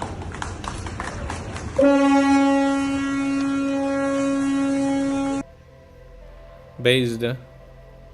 We have 2 corvettes now, but we can't use them because Turkey's like blocked the passage or something. I guess we can use them in international waters and shit, and maybe we need to find a use for them. That's obviously, we can't put it in the fucking Black Sea. They're gonna get fucking sunk very fucking quickly. So it might curb some shit they sell on Temu and misrepresent their product. Yeah, but what if, I mean, yeah, sure, maybe. What if you're selling clothes and people are retarded because they fucked up with the size? Maybe there should be categories that, you know,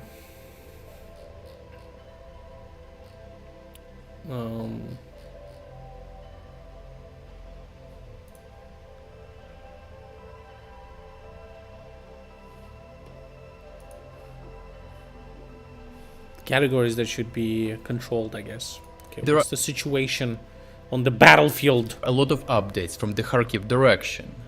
In the Liptsy region, the most interesting news revolves around the ongoing fierce battles. Ukrainian forces are tactically aiming to weaken Russian troops by severing their supply and yeah, but they're charging the seller that fee. Like, it's, I don't know. Enforcement lines. I don't know. Meanwhile, Russian forces have attempted to counter. Couldn't you, like, buy $1,000 worth of product and just return all of it? Just fuck with some seller? Counter this tactic with an offensive towards Liptsy, but their efforts have resulted in a significant setback. A significant development has emerged concerning the tactical operations of the Ukrainian drone operators from the esteemed Magyar's Birds detachment. Founded by Robert Brovdy, also known as Magyar, this unit is regarded as one of the best drone operating forces in the Ukrainian military. Yeah, they were among the first recently ones to use integrated drones into the Ukrainian Marine Corps as the 414th Marine Strike UAV Battalion. Magyar's Birds have been deployed to the Liptse front in response to the Russian offensive in Kharkiv that commenced in May. A few days ago, a Russian soldier shared a detailed account on social media of how his unit was relentlessly hunted by Magyar's drones. Okay, what does it say? As I promised, I'm publishing this from the approval of the author. This is how our guys, Russians, are entering the Kharkiv direction. They try to roll into a settlement. The Birds of Magyar is just some fucked up nightmare shit. The kamikaze drones are just flying everywhere. They don't give a fuck about electronic warfare or any bullshit like that. The amount of those motherfuckers is so high that on the wounded guy, they're using 2 to 3 kamikaze drones to just finish him off. About the transport or some fucking walking people, I don't even talk about. All the fucking, as soon as they see it, the whole beehive goes there. They are corrected by a drone. The kamikaze drones may travel up to 20 kilometers. our guys went into a very thick shrubbery. This dick wanted to fly into us, but he didn't found a hole because of the branches. And imagine this, he just sat down near us on the exit, and he turned off his propellers not to drain the battery, so then he can fly up in the needed moment. That is some shit that I love reading, huh? That's some good fucking shit. We've seen a video like that recently, where they just planted a drone near like a hidey hole, and when a Russian peeked out, they just remotely detonated that. I had an idea to put motion detectors on these drones and just land them. Like, imagine this, okay? Imagine a drone that can drop a grenade in a thick shrubbery that is probably gonna drop, but it has a motion detector. If it's not a kamikaze drone, if it's like a regular drone that drops grenades, just drop a grenade that has a motion detector, basically a mine. Drop a mine. If it's thick shrubbery, the mine is gonna go through the branches and it's gonna fall. It's just gonna stay there, and then they're gonna get got. Yeah, basically. What's up, buddy? You're back. It's good that you're back. I need you later. Guys, we're gonna look at cars. I'm probably gonna get a fucking financing for a car, and I want to buy a car. I need your guys' help. People who know about cars to help me choose the car. His description provides valuable insights into the extraordinary intensity of Ukrainian drone operations, highlighting the relentless precision and effectiveness of these tactics. Firstly, the account begins with the soldier describing how his unit was detected and attacked by a massive swarm of Is he gonna explain everything now that I did? Drones immediately after crossing the border. This demonstrates the Ukrainians' tight control over the region. The Russian soldier claimed that the overwhelming number of drones allowed Ukrainian forces to target even... Bro, can you just imagine if we had all of these fucking drones in prepared positions beforehand? If we somehow manage to push Russians to the fucking border, they will never be able to cross ever again. And wounded Russian soldiers using up to 3 drones per target. This level of drone deployment seemed inconceivable to them, given the supposed scarcity of Ukrainian drones they had been informed about. Secondly, the Russian soldier's account highlights advanced Ukrainian tactics involving drone swarms directed by reconnaissance drones operating within a 20 kilometers radius. This indicates a high level of coordination and synchronization among multiple drone operators, showcasing the sophisticated approach employed by Ukrainian forces. Lastly, the Russian soldier repeatedly emphasized the apparent resilience of Ukrainian drones against Russian electronic countermeasures. Remarkably, Magyar's drones maintained their connection even under extreme conditions. The soldier recounted how... What did you use for the salad, sauce? Did you use like a yogurt or something? The drones continued to pursue them inside an underground pipe, where Russian troops desperately sought shelter. Considering that the drones operated effectively underground and at least 15 kilometers from their headquarters, the soldier speculated that Ukrainian drones might be utilizing advanced signal repeater technology alongside reconnaissance support. The harrowing account concludes with the soldier describing how, after hours of attempting to escape through dense forests, trenches and pipes, the majority of his comrades were annihilated by Ukrainian drones and supporting artillery fire. In response to the devastating impact of elite Ukrainian drone units across various frontline positions, the Russian army is urgently seeking effective countermeasures. They are allocating substantial resources. Here's an effective countermeasure. Leave! Fuckers! Leave! Or you're gonna leave in a bag. Resources to the development and deployment of advanced electronic warfare systems, resulting in a technological arms race. Despite frequent announcements of new advancements, the reality on the ground suggests that Ukrainian forces remain a step ahead, largely mitigating the effects of Russian electronic countermeasures for the... And now we're gonna have drones with fucking computer vision. There's literally nothing you can do. No fucking electronic warfare is gonna assist with that. Time being. Additionally, Russian forces are reportedly developing and formalizing a military motorcycle specialty. This initiative responds to Ukraine creates new battalions with drone operators. Russians create battalions with fucking motorcycles. increased Ukrainian drone strikes and aerial reconnaissance, and addresses the growing shortage of Soviet-era equipment. The aim is to leverage small, fast vehicles for frontline logistics and infantry transport. I'm liking this trend that there's discussions I've heard the discussion in Wall Street Journal. I've heard discussion in Institute Study of War. There's guys talking about it. Russians are running out of equipment. More and more we see Russians attack without equipment at all on fucking bicycles. That's really good. It's really good. And we are getting a steady supply of equipment, you know. Planes.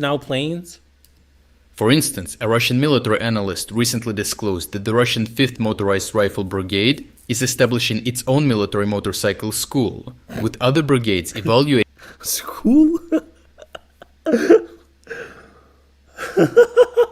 What are they gonna learn? How to fucking die in 5 minutes? in the initiative at a high level. See a cope kid on a motorcycle? Some analysts speculate that Russia's new motorcycle tactics could enhance the Kremlin's war effort by making individual soldiers fast. How many billions do we have left from the latest US package? I mean, didn't the package got approved only 3 to 4 months ago? I think we wasn't the package for 12 months. I'm sure we're receiving still equipment from the first package that we got. So it's just a long-term shit. Faster and less detectable from the air. On the battlefield, motorcycle riders. I'm just afraid that Kamala. I'm sure that she's gonna win, but I'm just afraid that she's not gonna be very bullish on this issue. But hopefully we'll see. Benefit from improved visibility. She's gonna be definitely better than Trump, that's for sure. And agility, allowing them to maneuver around mines that armored vehicle operators might miss. They can also follow tracks left by armored vehicles from earlier assaults, ensuring these routes I think she's gonna be a good president. She seems like a nice woman. Are mine-free. However, these riders remain vulnerable to machine gun fire and anti-personnel mines, which are smaller and harder to spot, especially when approaching Ukrainian trenches. Maybe she's gonna be a little bit more,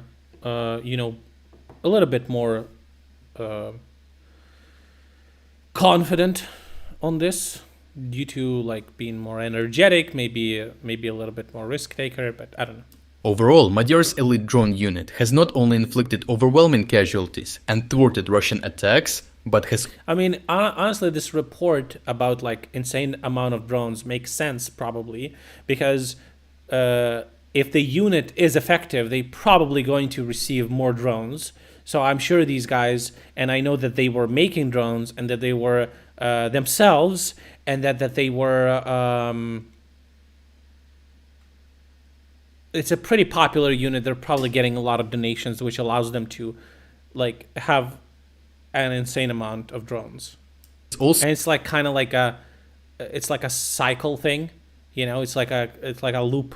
You have a lot of drones, which means you can use a lot of drones, which means that your unit is going to be more effective than the unit that doesn't have this many drones, which means that because your unit is effective, you're going to receive more drones. So it's also achieved precise tactical objectives. By targeting supply and reinforcement lines, they have left Russian troops at the front lines completely exposed, under-equipped, and understaffed. The decimation of Russian forces has been so severe that the Ukrainian command recently decided to relocate Magyar's unit away from the Kharkiv front, as the damage to Russian forces here is deemed irreversible. The unit is now being redirected to areas with a target-richer environment. In a desperate attempt to counter Ukrainian drones, Russian forces have increased the use of motorcycles. What a counter, dude. Oh my god, what are we gonna do now? For infantry advances. However, this tactic, which sacrifices armor and firepower for mobility, often results in higher losses. No shit. Despite these efforts, the situation remains unchanged, allowing Ukrainian forces to conduct a decisive offensive. Russian forces are now largely incapable of mounting their own offensive, with many Russian military... The only thing that Russians can mount is a fucking bottle.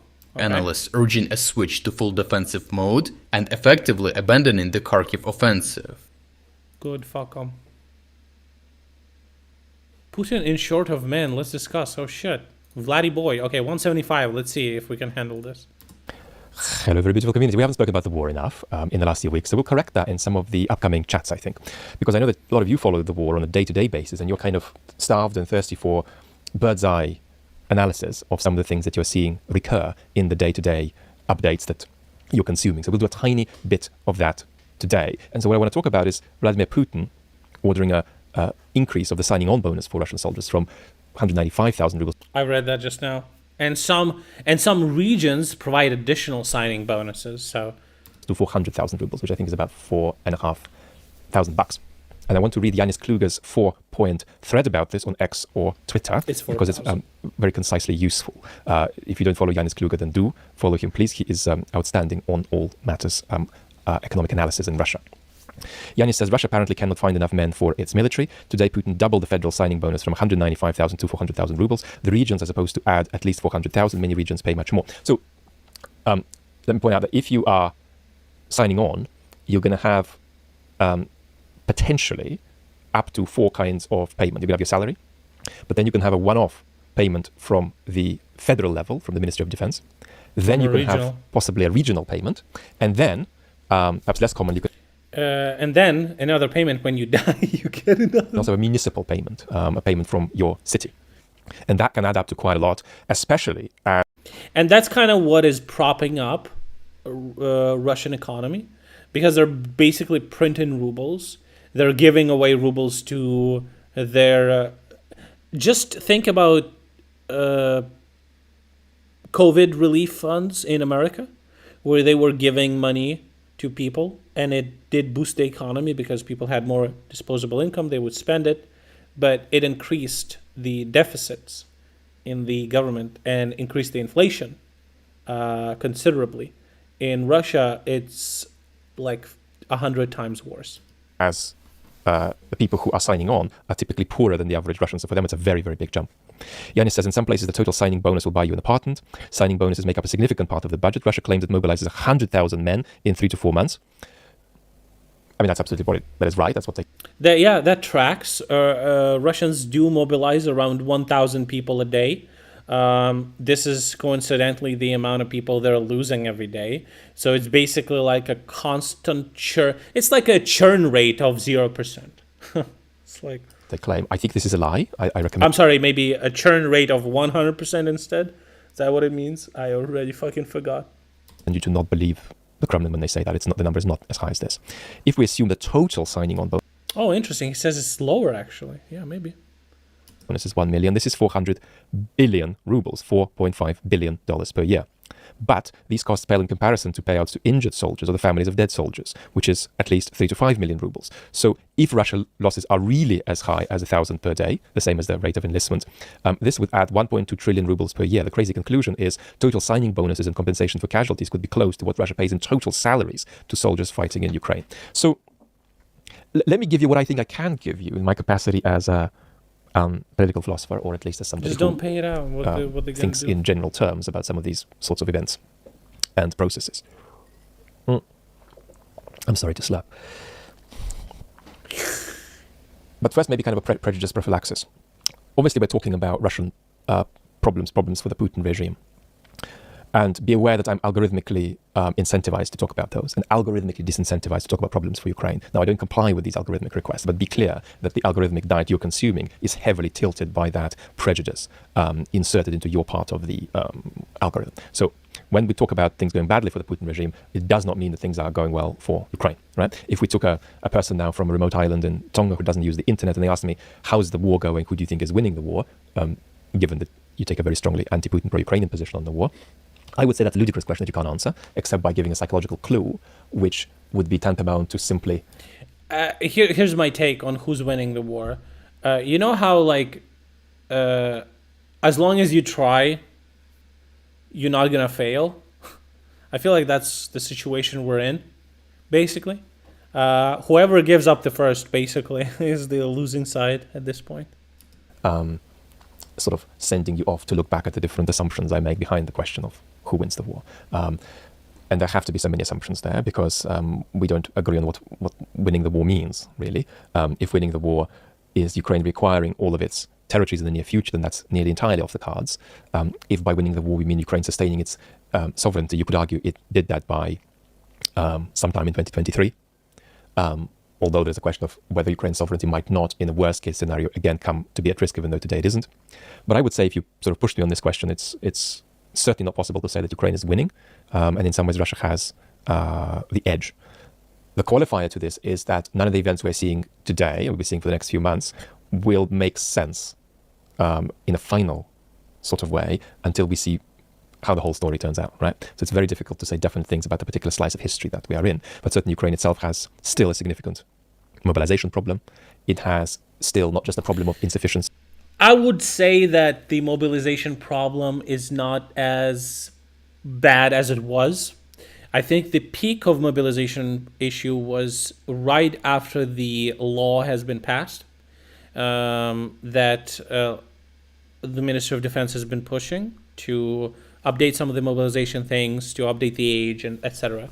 If that means the problem of like the amount of like Ukrainian men that we can basically send to war, obviously there's less people. We have less people generally than Russia. But I don't think that right now we're having big issues with mobilization.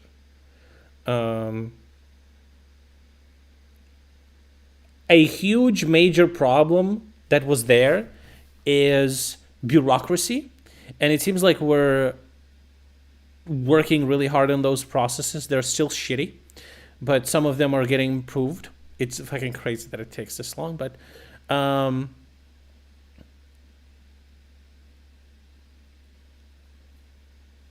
while I do know that a lot of dudes don't want to go to war, I also know that a lot of dudes were like, if they call me, I'll go. And then there's also a considerable amount of people who want to go. But there's like issues. I hear stories where you would need to sit in a queue for fucking hours to try and like update your data and stuff like that. So if positive changes are going to be made in like the process you're doing it, that's why like brigades like 3rd Separate Brigade or Azov are so successful, because people who are super motivated and they want to participate, they just go straight to them. They don't even go through their regular system. They have a representative and he will handle all the paperwork for you basically. But it's also like, it's such a weird thing. It is strange. You don't really think about this, but if you're motivated and you want to go fight, right? You go to like one of the famous brigades or units or whatever, because they're actively recruiting. But what may surprise you is that when you go to these units and when you call the hotline,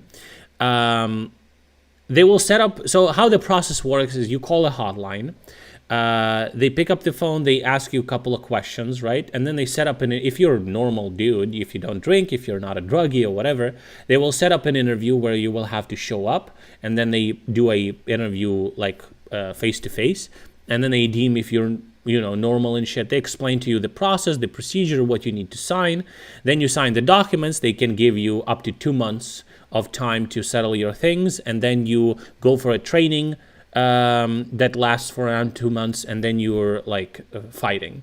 However, the problem is, because these units are popular, because people know about these units, people who are motivated call and they want to go to these units, but they don't have enough capacity. Like they are over capacity. They can't train this amount of people, right? So then they start like having higher requirements, and at this point it's not like enough that you're just not a alcoholic or druggie. You might need previous military experience, or you might need a very good physical form or stuff like that. So it's like, and if you're too young, they might just like say, okay, you're 18, we don't feel comfortable, right? Like they might just say no. And it's fucking strange, because it seems like you're motivated, you want to go, but you don't want to go through regular channels. You want to go to cool brigades that have like all the best shit, coolest equipment, coolest ads. And then they're like, nah, you know. So it's weird, bro. And it seems like it's like, you know, it's a huge major war, but it just bureaucracy just there. It's just there, and there's nothing you can do about it. And then they might refer you to a different unit or whatever that might take you, but you know, a lot of people are gonna be like, well, I wanted to be with you guys, you know, shit like that. Of help from the West. So I'm not saying there's no issues. There's definitely some issues, but I feel like they can be improved by improving processes, right? But a problem of political will in the West being more on the trajectory of decline than acceleration. Ukraine has a huge civic challenge at home. 6 billion. Okay, so 10%. Well, it wasn't a 65 that was pledged. Because it's only now beginning to transfer out of a discourse of victory as aligned with the reacquisition of all territories, beginning to transfer a little bit into a discourse that's open to talking about the potential acceptability of other outcomes. So this is difficult. And you might say, well, hang on. Don't you, Vlad, say that Putin's project is doomed because he has nothing to offer the world except violence? Well, yes. But 2028, that's not necessarily the case in a time scale that people who are fighting for their freedom and independence in Ukraine might be interested in, right? The Putin project will inevitably exhaust itself and end up in a very unpretty culmination, not just for itself, but for Russia too. But that might not happen for 20 years, right? And we're interested in the next 20 years going well for the West and for Ukraine. So the idea that you can sort of rely on the fact that Putin's project is a sort of a maniacal and somewhat cataclysmic and self-destructive journey into a dead end, that doesn't help us because that dead end could take quite a long time. And there's a question of what might get destroyed along the way. And if Ukraine's destroyed along the way to that dead end, well, that's not an outcome anybody wants. So we can't rely on that and sort of fold our arms and then wait for it to happen. You'll be waiting a long time potentially. So that's a qualifier, right? That we're not in a pattern of giggling at the absolute collapse of the Putin regime here. Now, so why are these payments being increased? They're being increased, quite frankly, because that tap is not generating a big enough flow for the Putin regime, not a big enough flow of men. Part of the Yep, just like that bald fucking Russian dude said, motherfuckers that wanted to throw away their life for $1,000, they're gone. They already did it. They threw it away. Now there's a turn of people who value it a little bit higher, but reason for this is that the trade-off between financial reward and the risk of losing one's life is ceasing to make sense in the previous combination, and it needs to be rebalanced too. But also, at the same time, you also have to remember that there's only so much you can increase it. At some point, there could be a lot of money, but there's just like, you will not have an amount of money for me to go to war. Especially like imagine on the Russian side where the losses are, you're just gonna die. You're just basically dying for like money that you will never spend. There's just gonna be like people who are willing to die for money, they're gonna end, and it doesn't matter what amount of money you will provide, $10,000, $20,000, $50,000, $100,000. People that are left, they will not go. They will just not go because they understand that you're gonna die. You spend that money. So it's just like it like while increasing the budget in the beginning, it will make sense. It will increase the flow of people, but at some point it's just gonna stop. It's not a perfect curve or whatever. Keep on working, and here we come to how I've just described the situation in my tweet on X today. I said this is war as a hyper neoliberal enterprise, a business deal between potential soldiers and the state. You weigh up death rate versus monetary reward. And this mutes social backlash to losses. Because if you go, family and friends see you as gambling on a risky business deal, right? And the implication here is that always there is the possibility for a perception of an unacceptably high death rate to break this deal down. So Putin has doubled the signing on payment, but might he not need to do that again as his mince grinder grinds on? So let's talk about why this is interesting. What we're dealing with is an extraordinarily depoliticized situation. And we're observing the way Russia is politicizing. We're observing the transformation of the education system, that you're now getting education as military prep for kids. And not just military prep, but a kind of fascistized military prep, because what they're being taught isn't just that a particular war might be good, but they're being taught that war is an end in itself. That would never have happened under the communist period. They would have always said there's a particular kind of war and it has its own ideological rationale. Now, they're getting that too at school now, but they're also getting a bit of a message of war as an end in itself. And that really reveals the radical right rather than the radical left nature of the Putin regime, right? It's in sharp contrast to the ugliness of the communist period that came before. Is ugly indeed, but a different kind of ugliness. It's important to distinguish those. So despite all of these momentums toward politicization, towards an escalation of the degree of terror in society too, the majority of Russians remain radically depoliticized. And so this hyper-neoliberal business deal, as I've sort of articulated, it looks something like this. You know, Ricky is sitting around, and Ricky is earning 40,000 rubles. Ricky's living in a peripheral place in Russia. And discussing this with friends and family, and Ricky says, nah, not going to do it. What's the death rate? Looks like it could be 10%. I don't think I'm going to do it. Family first. Garage can wait, the plumbing can wait, the new car can wait, you know? And yes, we're in debt, but screw it. Family first. Hell first. Bobby, next door, has a different approach. Yeah, death rate doesn't look too pretty, but this will take us out of debt. And we can do the little extension here. Extend the kitchen a little bit. And fix the plumbing. Yeah, I think we can go. Then Bobby turns out not to survive. What does Ricky say and Ricky's family? Do they treat Bobby as a war hero? No. They don't have that much sympathy because, quite frankly, that option was open to Ricky and he prioritized health and family. Bobby prioritized the risky business deal and ended on the wrong side of it. So the social response here is, okay, well, some of us are going to enter this deal, others won't, and I suppose the ones that do can end up on the wrong side of it, and that's the way life goes. That's the call they made. But you might say, well, doesn't politics come into this at all? Questions of like what the war is about and who started it and who's fighting it? The answer is either yes, in a very limited way, or just no. So what does that look like? It looks something like this. Okay, so that's the business deal, but what is this part of? Well, I don't know.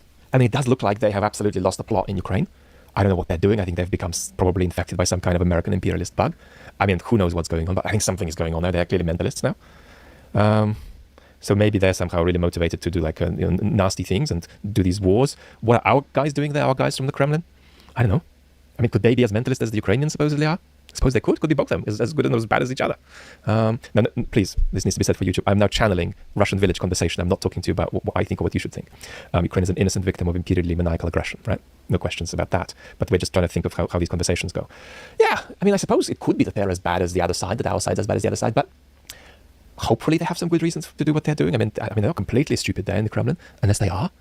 I mean, but God knows. I mean, that's the thing about politics is these, big players, mysterious forces, mysterious reasons. Who knows? I mean, you just hope that the bigger mentalists are on the other side. I mean, it could work out that they are on our side, but these are not questions you can answer, right? I mean, we're Ricky's. This is kind of an interesting side effect of depoliticizing your people by telling them that you can't really trust anything. So they, which is an effective weapon to kind of work into other countries because it destroys. Hello, finally found you online. Kick suspended. Yeah, for a month, but we're gonna be back soon. Also, I'm saying every stream, just join my Discord, okay? Join my Discord. You don't have to chat. You don't have to do anything. Join my Discord, and you will never miss my stream, okay? I will always post a link to whatever thing. So just join it. And also, by the way, soon, I think this month, if I'm not mistaken, is gonna be. Oh, you followed me on Twitter. Oh, you know what? I should post on Twitter when I go live. I should post on Twitter when I go live with a link. Actually, not a bad idea. I do have around like 400 people there. Why not? I should do that. I 100% should do that. The 1 year on my Twitch ban, which is permanent ban, is running up. And I'm going to have another possibility to appeal again. So fucking, well, try it. Last time it didn't work. I don't know, maybe this time. I don't even know what's the magic word, but his family here and his Bobby next door. These are no questions we can answer. You just kind of cross your fingers and you pray that your side is, got a better case than the other one, but like, we're never gonna know. So it's not really up to us. Up to us is this business deal, so we're really talking about sort of local life here, and is it going to go better or worse for us by us sort of cooperating with one of the warring parties? So you see, it's almost like a kind of colonized discourse. You're almost talking about the Kremlin like they're your colonizer. Tell them you love Hassan. Yeah, right, dude? Because fucking hell. Maybe that's why they don't unban me, because just I hate him. Maybe that's the reason, unironically. And they are giving you some kind of deal to fight for them, and you're going to take it or you're going to leave it. So that's this kind of extraordinary level of depoliticization and an extraordinary reduction of a war with a neighbor that was part of the same country as you to a mysteriously caused phenomena to which you can only relate as a business transaction. So that's what I call hyper-neoliberalism. If neoliberalism is talking about the magical primacy of the market, hyper-neoliberalism is talking about the magical primacy of the market and construing the market as a war of all against all that's inclusive of actual war. All we can do is relate to this as a... How do you get suspended on Kick? Because Kickbean is turned into cuck.com, not kick.com. They just suspended me basically because I was showing a video by the 3rd Assault Brigade. There wasn't any killing, there wasn't any gore, there wasn't any violence. It was just shooting guns and just, you know, just showing from the first person what's going on in the war, and they just banned me for that. I said, you guys are fucking crazy. I didn't break the rules, and they said you still broke the rules. So I don't fucking know what the fuck they're on, but I suspect that they have some Russian mods or something, and they're just like super like fucking shitted, like I don't know. It's bullshit.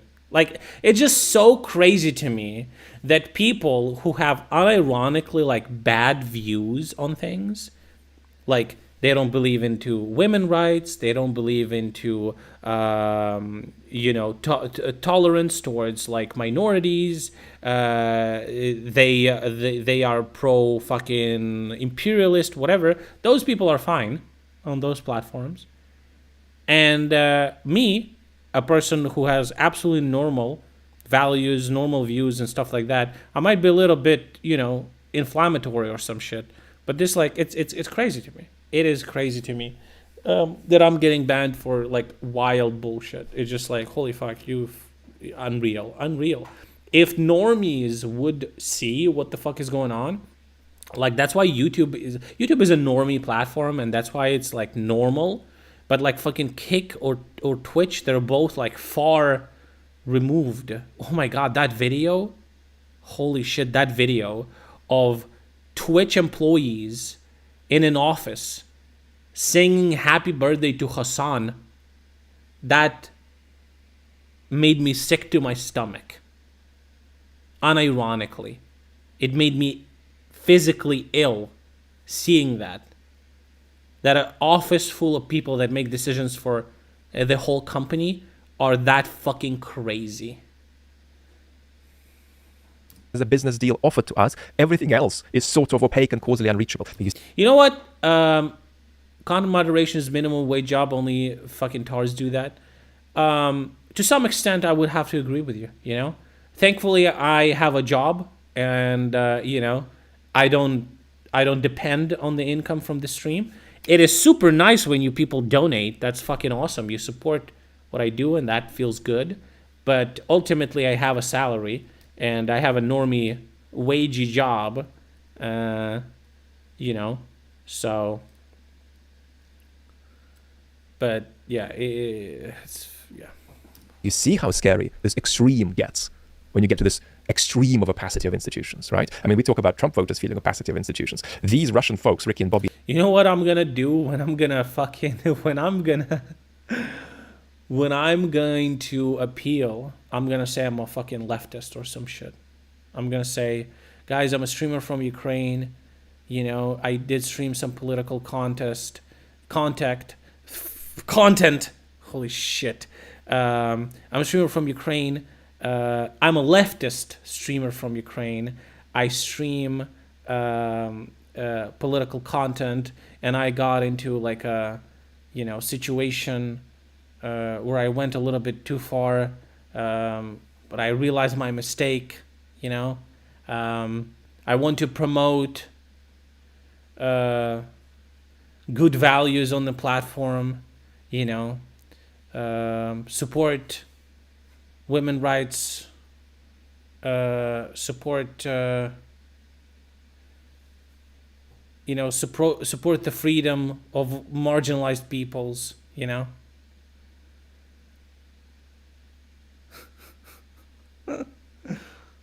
I will unironically do that. I don't know if that's gonna work. I'm a reformed.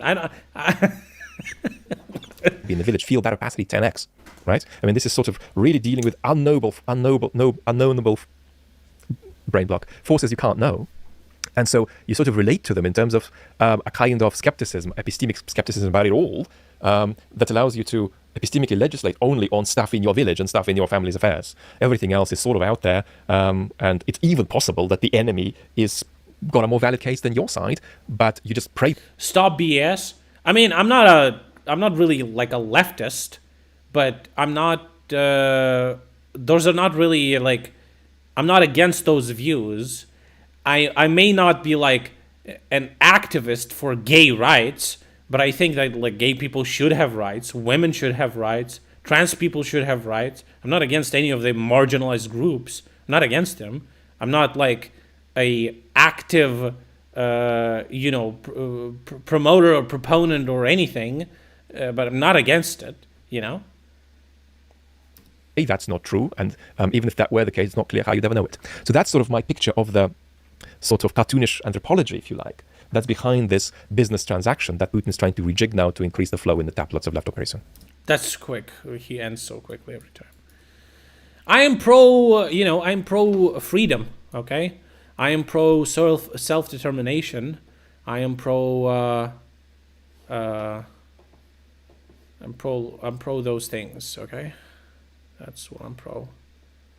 I'm a professional. Okay, guys. Help me out here, okay? So, what else? Do we have any, like, more news? Not really, right?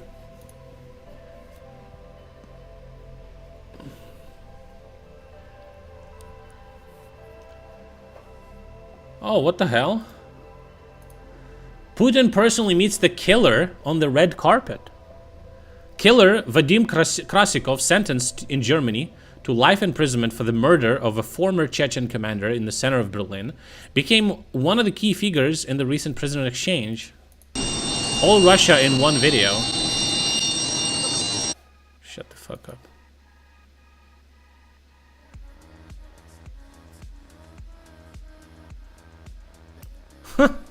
Personally meets his fucking personal killer, probably. Family ties, good friend. Meet like fucking, probably fucked him in the ass in the prison or some shit or whatever.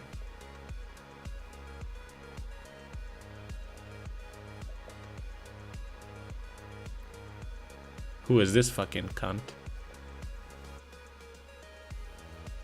No hugging this piece of shit, right? Pathetic fuck. Can you imagine he would be like a double triple agent?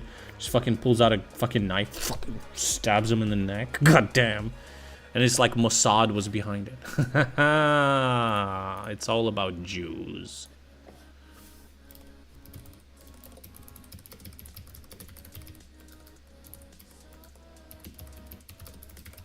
Okay, guys, Moby. It kind of looked like him, unironically. All right, guys.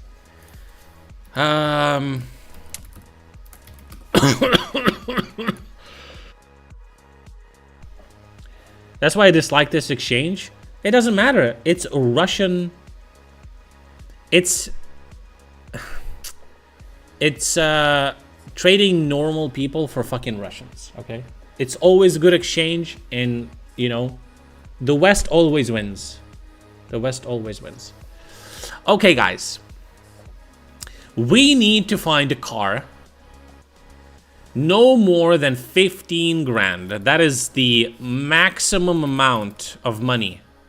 Okay, let's make it 16.5. I'm sure I could haggle it down to 15. 15,000 is the maximum. Okay?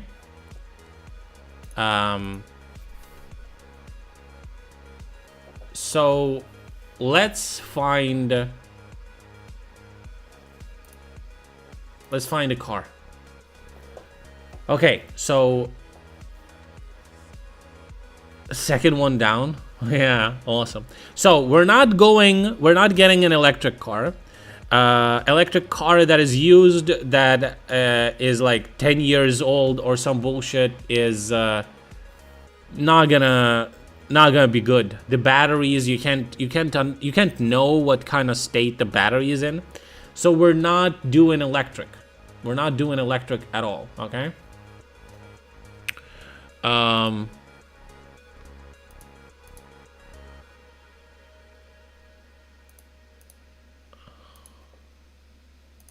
Oh, what the fuck is this? Wait.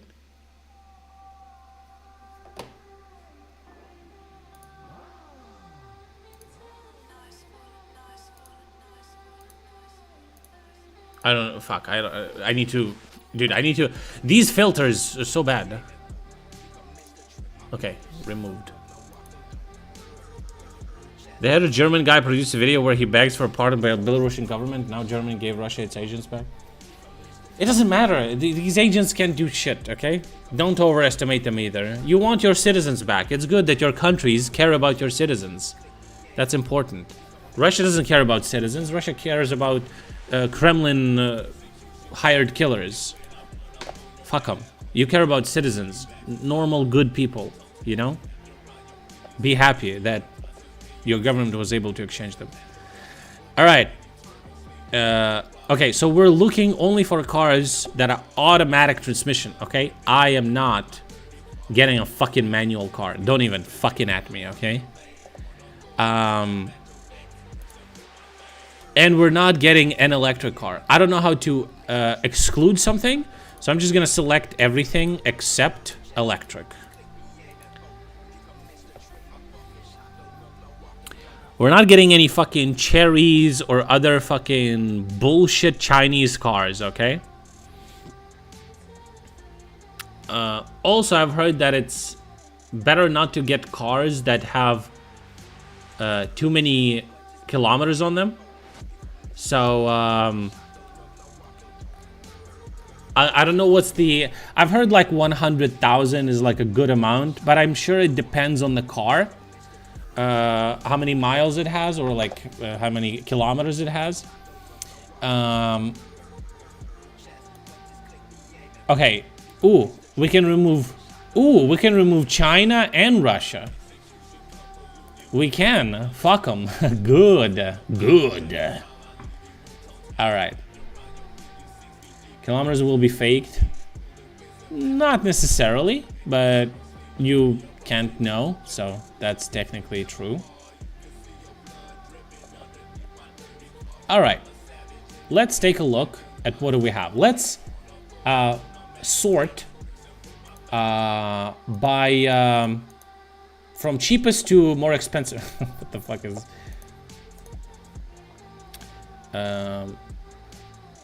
just a fucking, I don't even know. Just an engine for 250 bucks from Nissan, 1989. That's wild. Okay, damn. Audi. Does it even work? 288,000 kilometers. Audi 2002 A6 for $3,500. Доброго дня, компанія Автопарк, місто Львів. Сьогодні до нас на продаж заїжджає Audi A6 2002 року випуску з дизельним двигуном 2.5 турбо на автоматичній коробці передач на повному приводі. Автомобіль у нас в непоганому стані по салону та по двигуну. Dude, it almost has 300,000 kilometers. Повністю зроблено та відреставровано. Ніяких нарікань по техніці немає, є незначні нюанси по кузову. Ooh, that's a rust, my guy. He says there's some minimal situations. There's some minimal situations on the outer side of the car, like rust. Minimal. Totally minimal. Okay, Honda Civic Shuttle, 1988. This is when this is the thing that they used to land on the moon. Holy shit. Honda Civic. Wow. That's wild. Dude, this thing has 400,000 kilometers of fucking... Oh man, holy shit, that's wild, that's wild. It's gonna run for 20 more years? Probably. probably. Pensioners are the best deals. True, they have everything in their little fucking... oh shit, 600 bucks? Does it even work? That's wild. Oh my god. Look at this. Holy shit. It's 600 bucks. Yeah, that's wild. Okay. Why do they... Isn't Jack Chinese? The fuck is Jack? Who's Jack? Okay, I think we need to do the minimum price of like... I think like at least $7,000, because anything below that is probably either gonna be like extremely old or in a bad state. So let's make minimum 7 grand. Okay, let's take a look. Toyota Arius. This looks like ass. How much Volkswagen Passats? I don't know, we'll see. I guess we'll see. Chevrolet. I don't want Chevrolet, actually. Why do they keep showing me this? It's commercials. So is Volkswagen Jetta is like a cheapo car, Volkswagen car, right? It's like minimal everything.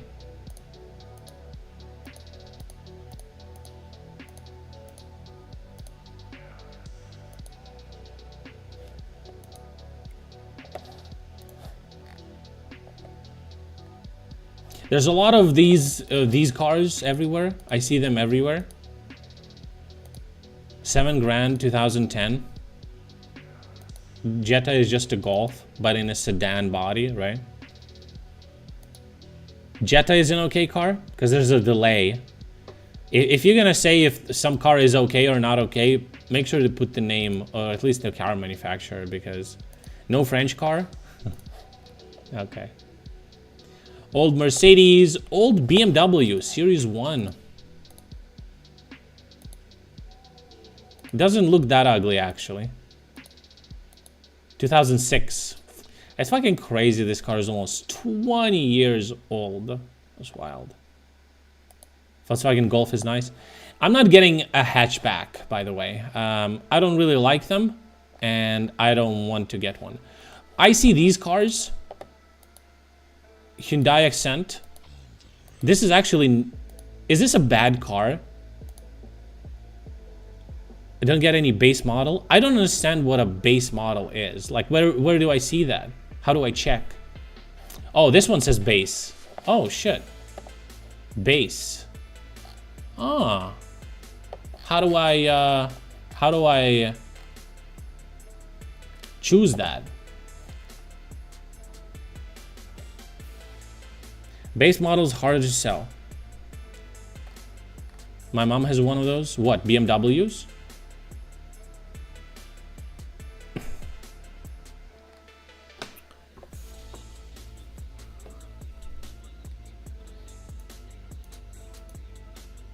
Huh.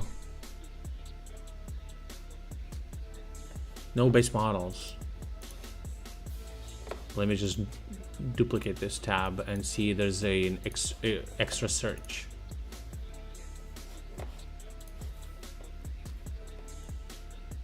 Usually have to research the equipment level names. Wow.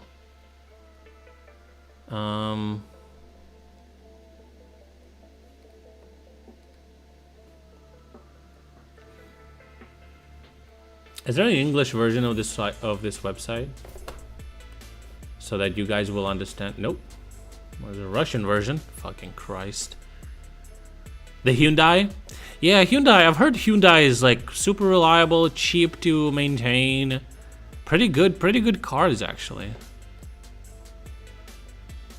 Oh, you can have like additional options.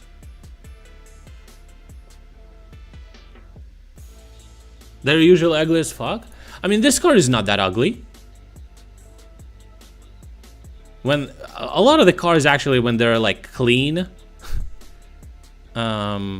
and they're washed, they look way better. This one looks alright. Actually not that ugly. This is like an okay car. 7 grand? I've heard bad things from Hyundai, from mechanics about Hyundai and Kia. I actually heard good things about Hyundai. Not sure about Kia. Kia is Chinese, but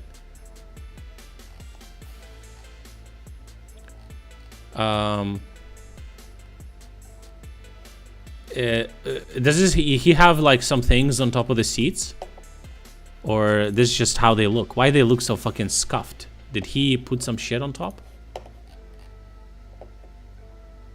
It is a compact car. Toyota's a grade. I actually found a Toyota. Isn't Kia Korean? I thought Kia is. Hyundai's alright. Well, this one is 2012. I've seen this car. I see this car pretty often. This model. And it doesn't look that horrible to me. It doesn't look that horrible. Like, unironically. I love the zip ties on the fucking wheels to hold the plastic cover.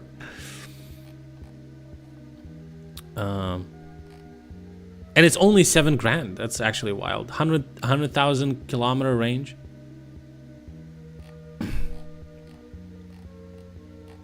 Dude, this is actually not a bad one. I'll actually save it. It's a base model though. But it's only 7 grand. I don't know if that's actually a lot or not.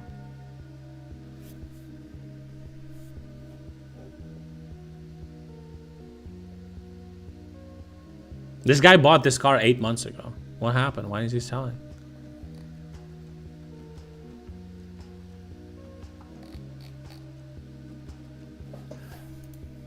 I'll show you the car that I found. It's not cheap. But I wonder, what do you think about this car?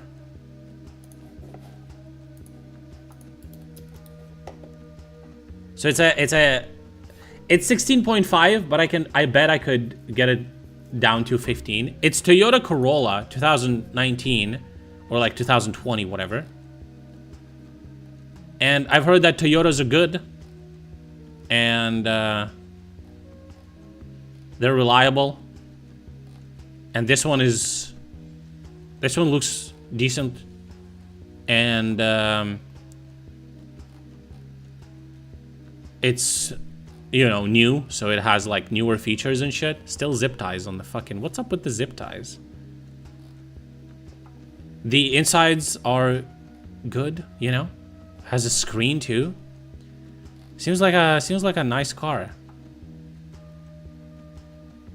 But I don't know if like 15 grand is good for it, you know? Is it too much? So it's a 12th generation. I don't know what that means. I don't know how it works there, but the newer the car, the more expensive the insurance is. Insurances here are basically 2 types. The one is like a super cheapo insurance, and the other one is like more expensive one. I don't know how much is insurance actually. How do I check it? Well, I'm Googling it.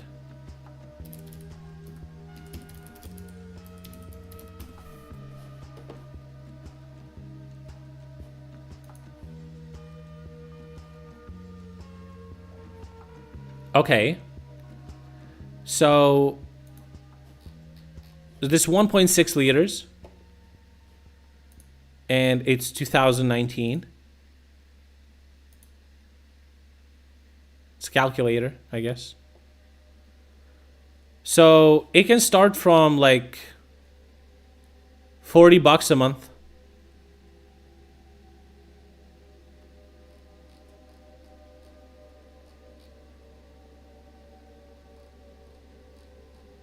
So, I think that's fine. If it's 2012, how much is it gonna be? Oh, it's almost the same price.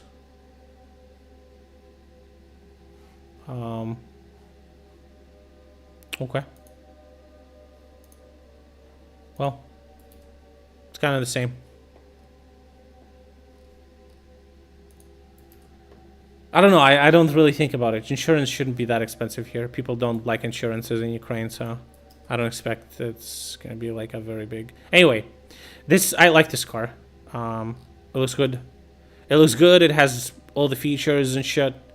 But I don't know if it's good for 15 grand. I don't know if it's... I have this thing in my app, in my banking app. There's also a car insurance that you can get. I wonder how that works. Maybe they have a calculator here. Give me a second. I'm just checking. I haven't thought about insurance. That's actually...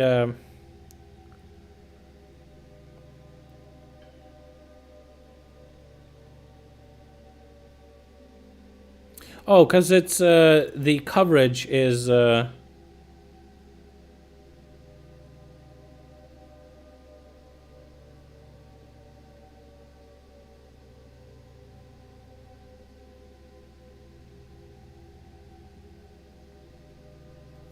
There's different ones.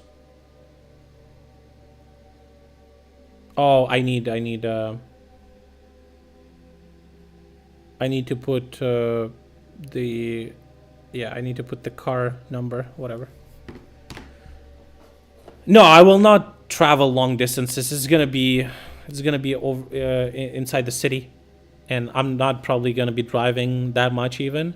So I want something that is cheap to drive, cheap to maintain, and just, you know, comfortable driving. So, okay, so these two cars, I like Hyundai. These two cars are vastly different in price, twice the price difference. So, but I'll save them. Okay, what else? Let's take a look. What do we have next? BMW 1 Series. I don't know, man. I'm not really a hatchback kind of guy. I don't like these cars. I'm either a sedan or a crossover guy. I'm definitely a crossover guy, but all crossovers are more expensive. Audi, but something's wrong with it. Does it work even? No, something's wrong with it, right? Oh, it's all fucked up. It says it works and it drives. It's after like fucking crash or some shit. The fuck. They want to sell it for what? 200? Yeah, fuck this shit. I'm not buying a car. And dude, I like Mitsubishi Lancers. Aren't these like rally cars? I like them. They look kind of cool and fast and shit. Not very embarrassing car to drive, really. But maybe not this one in particular. Ooh, Outlander, look at this. Does this site do auctions? I don't know. I don't think so. No, I don't think so. You can buy new ones or used cars, but that's about it. Lancer Evo R. 20 TFSI is not cheap to drive. I don't understand what that means. This is like a crossover. What the fuck is this blue shit? 2007 is old? Yeah, I mean, yeah, true. New wheel or what? New dashboard? Yeah, my biggest concern with older cars is the amount of miles they have and how fucked up their automatic transmission is. That's about the extension of my knowledge. 200,000 kilometers on this one? Yeah, I don't know.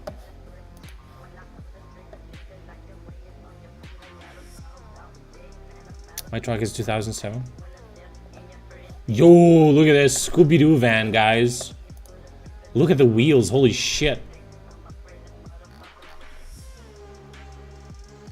Let's go, dude. Damn, that's a lot of fuel you can put in this bitch. Jesus Christ. 4 rows? Is this 4-row car? God damn. I can do like bus driving and shit in this. Holy fuck. What the fuck are all these X's? Oh, it's a shifter on the wheel, just like I love. Column shifter, let's go. Rapist van. This definitely looks like it, especially this picture for some reason. I feel like this picture is like from 20 years ago when this car was like fairly new. What is this one?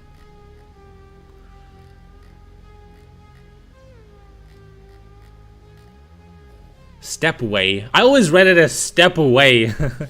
Step away from the vehicle. I've seen some dude have this. Yeah, I'm not. 2017 though, god damn. It's a 0.9 liter engine? How is that possible? How can it move? That's wild. What is this, a fucking lawnmower engine?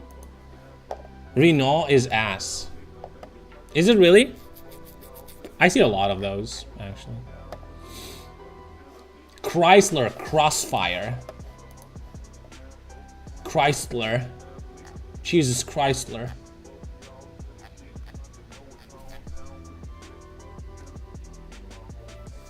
I don't even know what this is.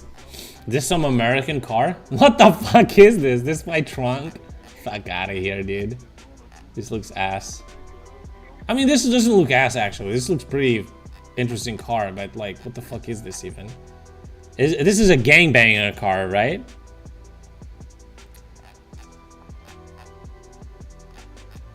Make it purple. Make spinning discs. The discs are actually pretty fucking cool. What are the wheels, dude? The wheels pretty cool, no? American cars bad? It's kind of weird that American cars bad, even though they like cars that much, so much. Total shit. Listen. Subaru. If I was a lesbian, I would definitely get this.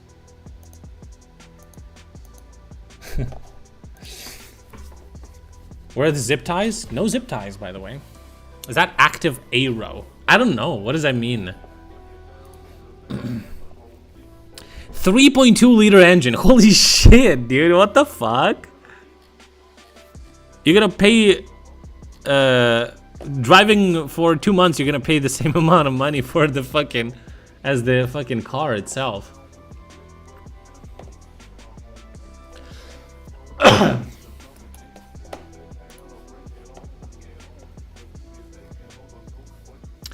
Old Mercedes-Benz E-Class. I've seen these cars. They definitely a product of their time, you know? Look at the inside. This is a quality car, but way too old, man. Way too old.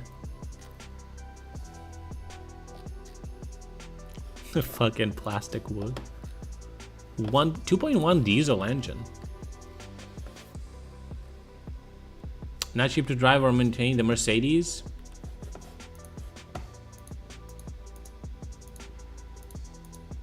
Why is he showing me his car's nuts? First thing. What the fuck is Rave On, bro?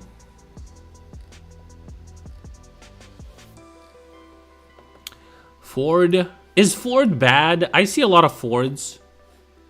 Honda Accord 2011. 300,000 kilometers. What's up with the pipe? Is that supposed to look like that?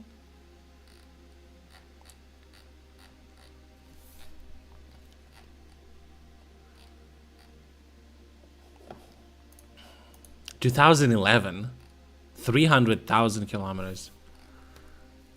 Oh, wow. Well, this guy just took a picture of his car during washing, bro. Dude, red color, no thank you. You know what I'm thinking? It's just like buying, for example, a Corolla 2019.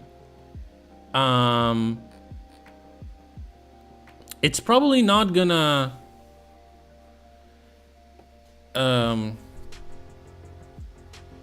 It's probably not gonna drop in value that much, right? In a couple of years. It's 71,000 kilometers. It says that this car it was purchased in Ukraine, so everything is manufacturing. Like every part is. Do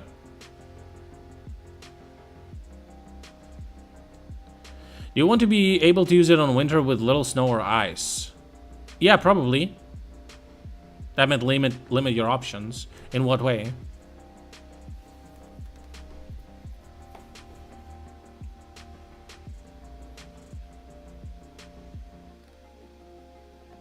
This is a pretty good car, dude.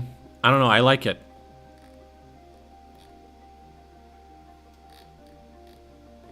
It's like a solid car.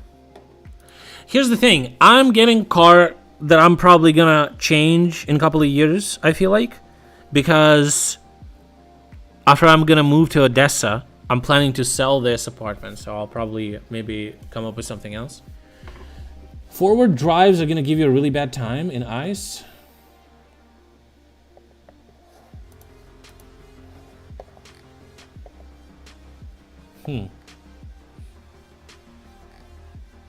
Buy winter tires. Yo, look at this. Yeah, I think people here buy like 2 sets of tires. I don't know where to store them though. Where the fuck would I store extra tires?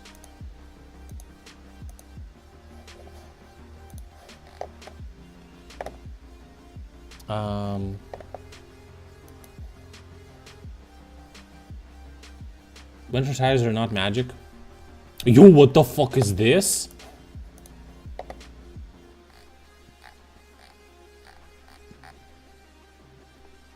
Oh my god, what the fuck is this? What is it made out of? What am I looking at? What is this car, bro? What the fuck?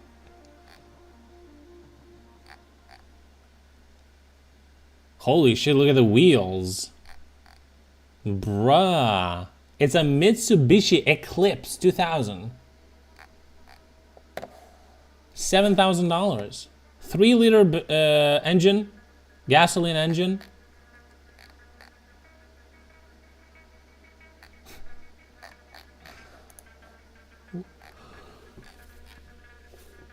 Dude, what a wild car. Is this a subwoofer, this whole thing? Jesus Christ. The seats look pretty good. They look good on the front, not in the back. Tuned? I don't... Mitsubishi Eclipse. What the fuck? Is this how it looks like? Oh, it's a tuned car. This is how it looks like.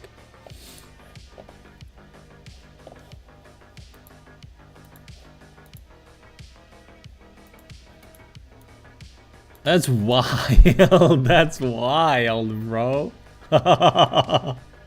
What the fuck? What is it? Holy shit. All right.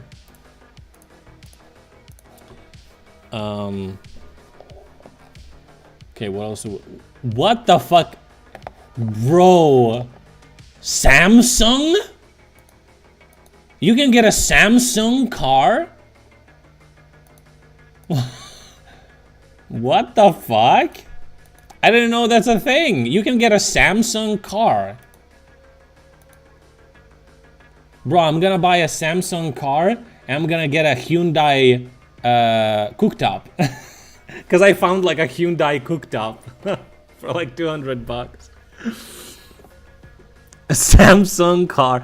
I bought myself a Samsung and a Hyundai. Oh, a new phone and a car? Nope. It's some Yang probably. Isn't that a different thing? Subaru Outback 2006. Black matte paint job. That's crazy. Why? What is that? Is that a cup holder? Is that a cup holder? What the fuck is that?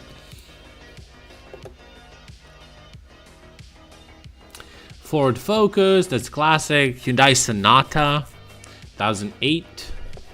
200,000 kilometers on this fucking thing. Ooh, and a dent. Nope. Lexus. Toyota Camry. I've heard that Camrys are also nice, but 2003. Are all Toyotas just like solid cars, or?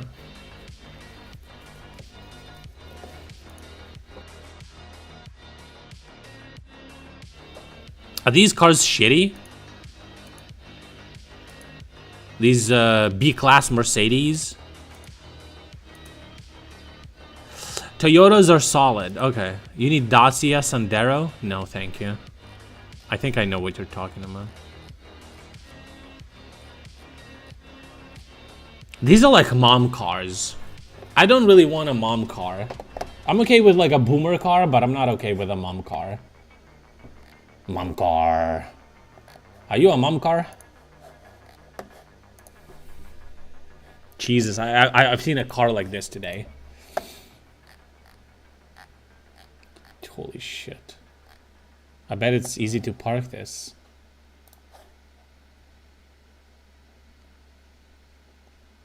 Subaru Outback's fairly reliable, easy to repair, mechanics love them. Yeah.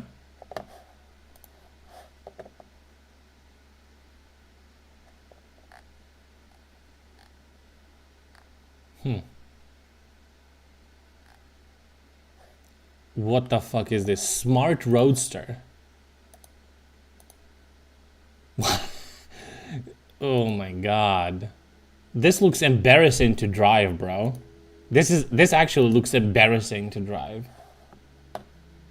All the I haven't seen this oof. Yikes. I'm not getting a black matte car though. If I'm gonna have another Outback, I'll take a look. Is Chevrolet bad because it's like an American car? Outlander 2007, 375,000 kilometers. This car is absolutely fucked. No shit, right? 400,000 kilometers of rust. It's good that they took a picture of it. Dude, let's get a Porsche. Fuck it, Porsche. Porsche Cayenne, one picture. Whoops, probably not good. 4.5 liter engine. Porsche for 7 grand, guys. Name a better duo. 240,000 kilometers. A 4.5 liter engine. 17 liters of fuel per 100 kilometers in the city. 17 liters? That seems like a lot. Am I the only one? I'm sure that's an amazing deal. Yeah, fuck it. Just buy a Porsche. It's only one picture, dude. This probably has no problems whatsoever.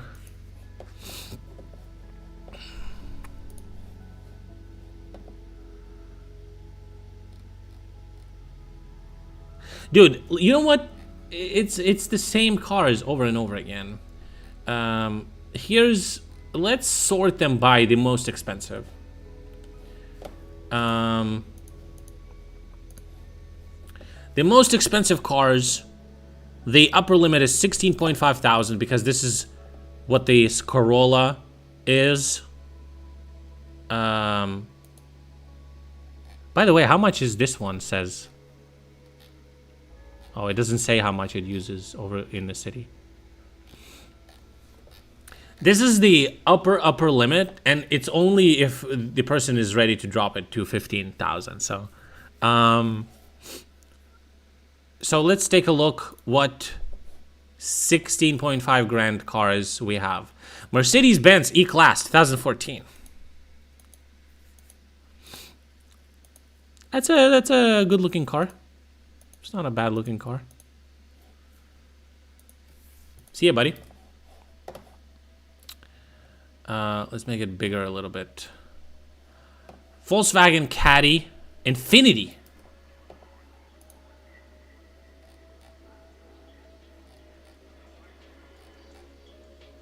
Who makes them?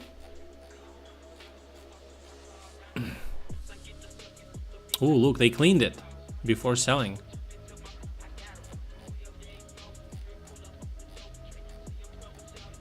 Oh, parking thing?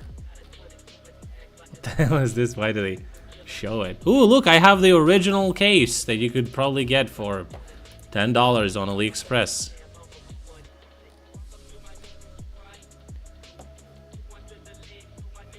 I'm not getting a Golf. I'm not getting Golf. Another Infinity. What's the Infinity? Is American Hyundai? I have no clue about anything about Infinity. 3.5 liter. It's just too expensive to drive. This one 3 liter. I'm not interested. Toyota Corolla 2017. So I have 2019 here, and this guy has 2000. Wait, this guy has 2017 with 81,000 kilometers. Why is it the same price? Am I missing something? We can put them in comparison. Where is it? What am I missing?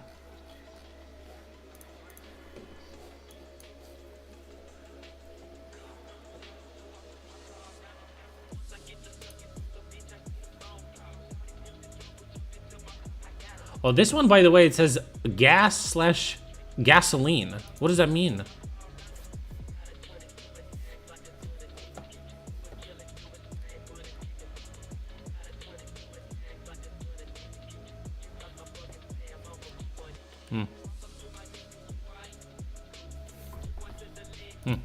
Okay. I don't get it. Okay. Just normal gas means nothing. Volkswagen Passat, diesel for motion, any year above. Hyundai Santa Fe is also diesel. Conversion to LOG, SS, CNG. I don't know what that means. Ram.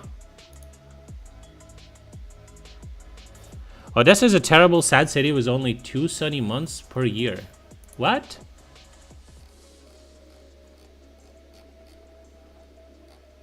Damn, look at this. We can get a Dodge Ram pickup truck. Hell yeah, brother. Kona W. I'm not getting that, of course. That's fucking stupid. Holy shit. Audi Q3 2018. Damn, bro. You can get an Audi like this?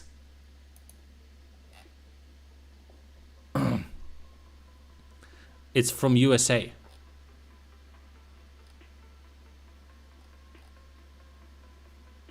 Two-liter engine.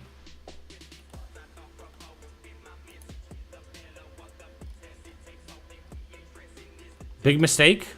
Mistake what? Look at this. Audi Q3. That's a... What do you call them? That's a baller car.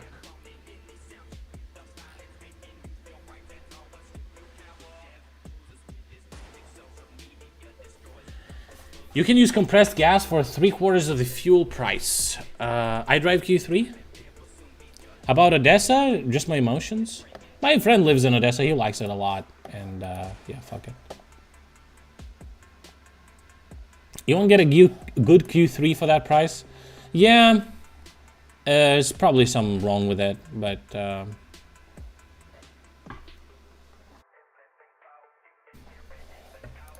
Also, it's, I mean, it's a 2-liter engine. I don't know, is it the engine... how big is the liter engine thing influences how much fuel you use, right? No shot is not screwed. Yeah, it's from America with minimal damage. It says minimal damage. Is it gonna take a picture of the damage, or?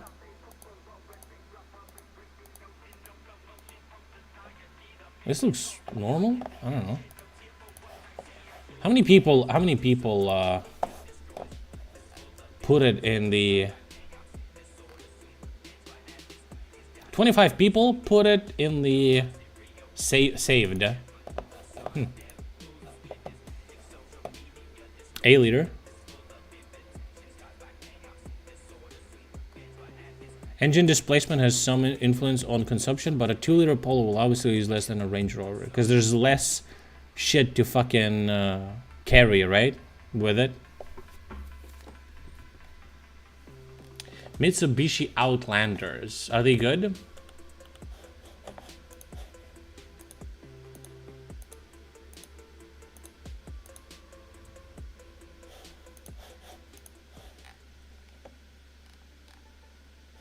Wow. Audi TT. And look, little girl shoes. You know what that means? They're implying a girl is the driver. Meaning she took good care of it. I mean, honestly, this might be a girl driver because the dudes don't take pictures like this. They take fucking shit pictures. Ooh, it is a girl driver. Look, it's all fucking dirty as fuck. It is a girl driver. Yeah, I'm not buying this fucking shit. Yo, let's go, dude. Mafia car. Look at this. Wowee. It's a big boy car. What the fuck does this mean even? Wait, this is Land Rover, not Game Over? Maybe I wanted that one, dude. This looks like looks like a man car, you know? What the fuck does this mean in the front of the car? Is that Russian import?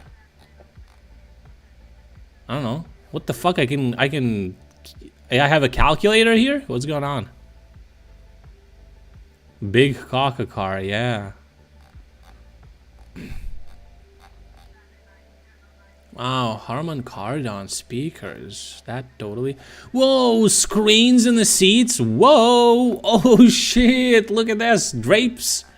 That's crazy, dude. Everything you could ever imagine. Premium car from Britain. 4.2 liter engine. Okay. Okay, buddy. 175,000 kilometers range. Okay. Volkswagen Passat. This is what you've been saying? Why does it have a fucking foreign...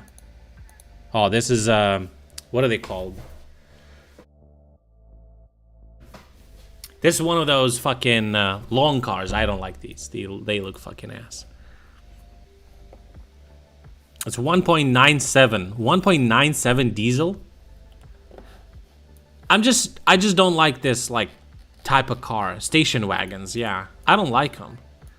I bet they have like more space, I guess, but who imports cars from Russia? I don't know. I don't know. Yeah, I'm not getting this one. Audi Q3, that is fucked up. Not doing it. What about Mitsubishi Outlander? Is it a good car? Look for a sedan. Yeah, I mean, yeah, sure. But, you know, maybe there's going to be like a good price for something. That is fucking crazy, you know? Jeeps are bad, right? I've heard that Jeeps are bad. Audi Q5 2015. Ooh, look at this.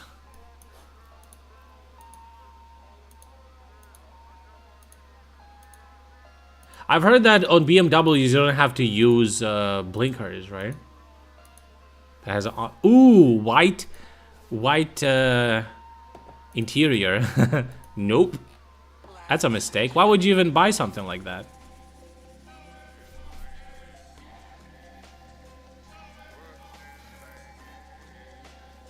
Jeeps are trash.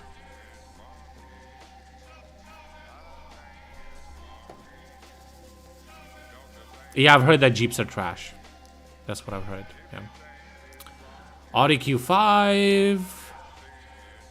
Toyota RAV4 2013. RAV4s are pretty popular, the latest models. Cum doesn't stain. I'm not planning to cum. Ever, pretty much. But, I mean, inside my car, you know? Audi. Solid car, I guess. 2-liter diesel. So what? Are you saying like 2-liter diesel engine's pretty good? Or what? Is that what you're saying? Do not come. I'm gonna come. Chevrolet's bad, I've heard. I don't know if that's true. Yeah, they're good. 2-liter diesel engines, huh? Because they what? Like last for a long time? Ford Mustang.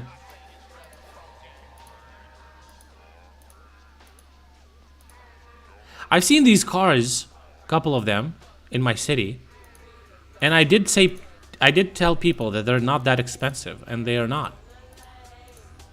It's just, why would you get it? 2-liter TDI. What is a TDI? Something diesel. The mega conversion. EcoBoost. Mazda. I've heard that Mazdas are good. Maybe not Mazda 3. I don't know. Maybe not this one. Turbo diesel injection. Oh, okay.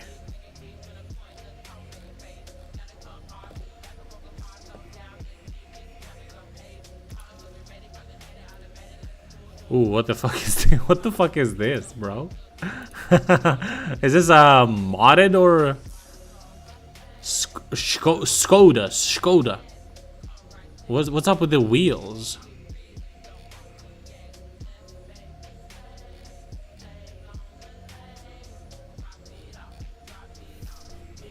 I'm not getting a Skoda.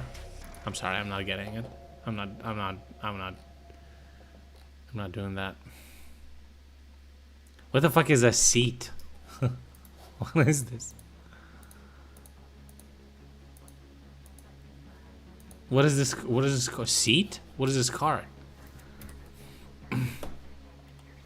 Ooh, look at this. Range Rover. This is like it's like a cool car. I'm not sure if it's good, but it's like a cool car. If you have this, you're cool, I guess. Jaguar. Is Jaguar good? Diesel 2-liter. BMW diesel 2-liter. Jeep Compass.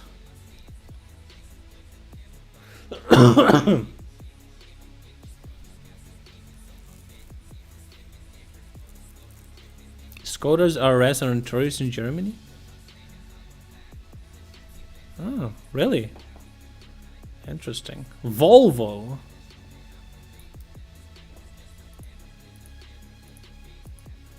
A Jaguar. I'm not against a white car with a black interior. Nope, there's no black interior here. 2-liter diesel, but white interior is not flying well. See? It's fucking what is it? Look at this shit. It's a yellow seat. It turned yellow. I don't want to sit in a yellow seat. Look at this BMW.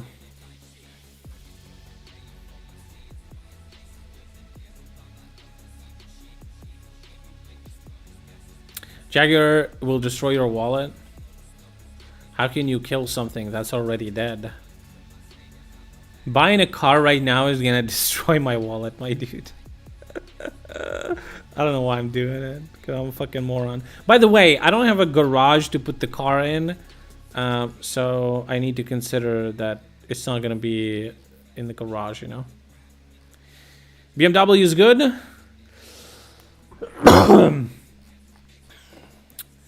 It's a 2013 2-liter diesel engine. Okay. It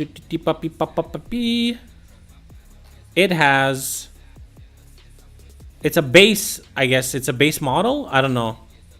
I don't know what that means. What is a base? Is this a base model? That's what it means? I don't know what this means. 318D Steptronic F30. What does this mean? What is all of that? 114,000 kilometers. It's too old? Well, 10 years is too old. Not a diesel after 2008? Oh shit, they're fucking shitty. Is that a 6CYL? I don't understand what that means. What is this? 6CYL?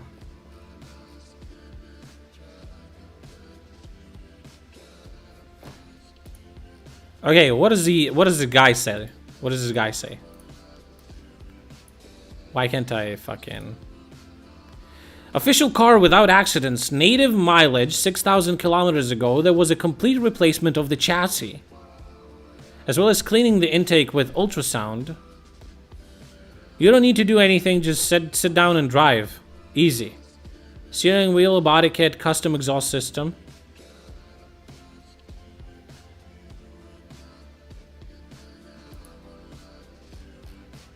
You know, these just like to get clogged. Okay. What's up? This Volvo, 2016 Volvo, 2-liter diesel. Is this the fucking... yeah, this one's the long car again. The fucking... what do you call them? I've heard Volvos are good, but I'm not getting a long car.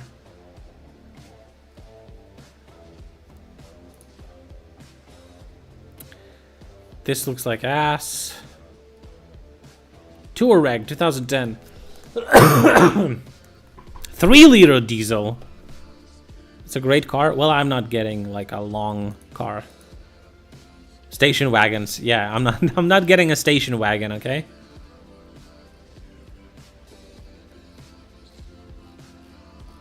Dude, the seats are not looking good. Dashboard looks clean. Money pit, this one?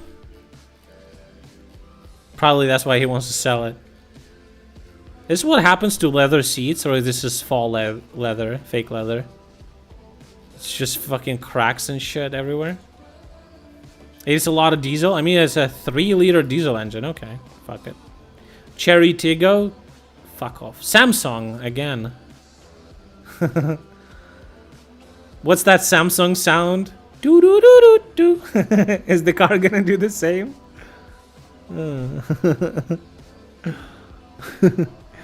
Oh man, you turn it on. It's like do do do do do. Or when you crash it. Long BMW, no thank you. Mitsubishi Outlander. Again, I've asked about the Outlander. What do you know about it? Is it bad? Is it good? Corolla 2018.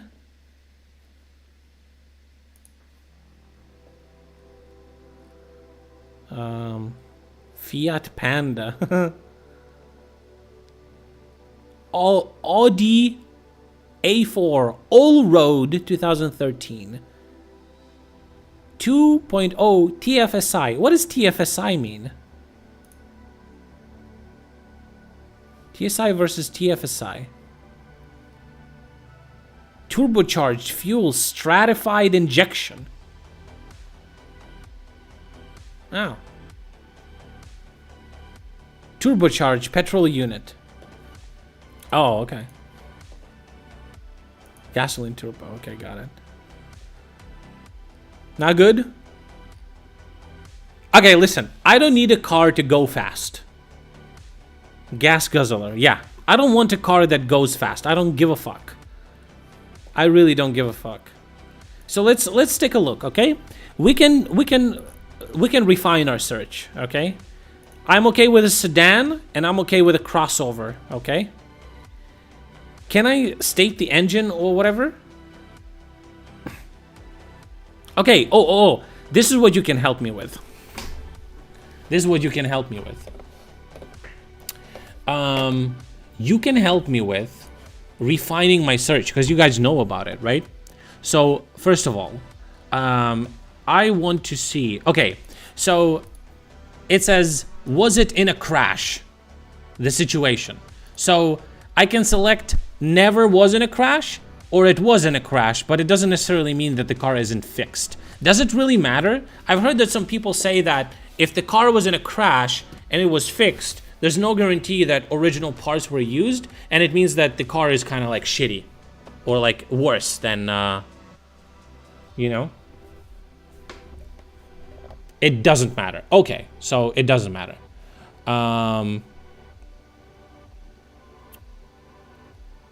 Okay.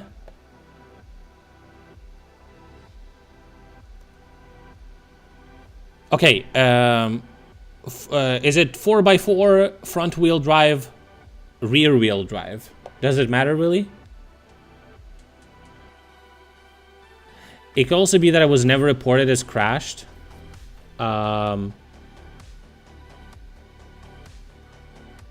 You say it doesn't matter. Somebody says it does matter. Well, here I think that, well, if it wasn't ever reported, yeah, sure, but...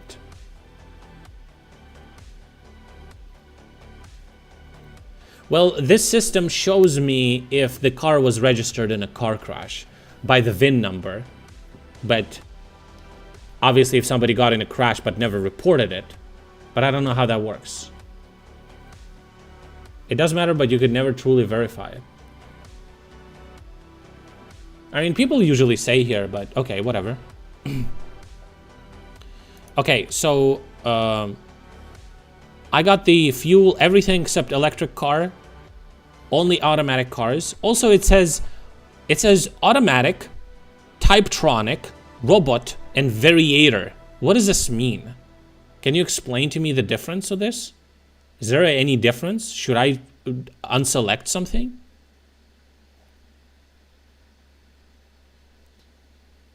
It's fraud if it is this. So you're telling me, okay, so never been in a car crash. Okay, that's fine. I'm choosing that one. That's fine. I mean, I don't plan to drive the car for that long. Listen. I don't plan to have. So here's what I'm looking for. I'm looking for a car that is cheap on fuel, cheap on fixing, and cheap to maintain, cheap to run, comfortable to drive, and has like comfort features. I do not plan to have this car for like 10 years or 20 years, right? However, just saying, I want a car that I can buy, drive for about 2 to 3 years, and then sell without that much of price loss, so to say. That's what I'm saying. Take bus or taxi? No. I need a car. I'm just gonna get a different car then. Okay, so, okay, this says, okay. So it says, why it doesn't translate? So this one says what type of transmission this has, okay? And this says manual. This says automatic. This says Typetronic. This says robot. And this is variator. What's the difference? I understand that the mechanical is the mechanical one, the manual one, right? What's the difference between all of these fucking things? Different types of automatic transmissions? What's the difference? What is automatic and Typetronic, robot, variator? What does they mean? Guess maybe I'll just Google it. I don't know.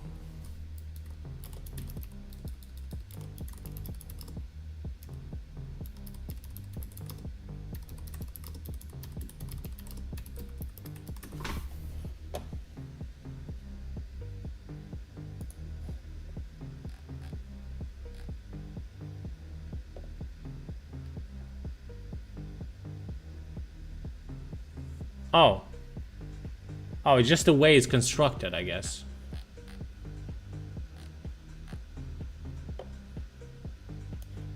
Okay, so if you're curious, a classic automatic transmission with a hydromechanical filling is called an automatic in our country. With it, the driver is only required to select the direction of travel, and then the automatic transmission selects and shifts the gears. It's the oldest one. It's the oldest type. Then there's a robot one. Robot transmission can be both the most expensive and the cheapest type of automatic transmission. The budgetary and technically simple options, a conventional manual transmission with a clutch to which the electric drives are attached. At the command of the electronics, they squeeze the clutch and move the same control lever for the mechanics, freeing the driver from his work.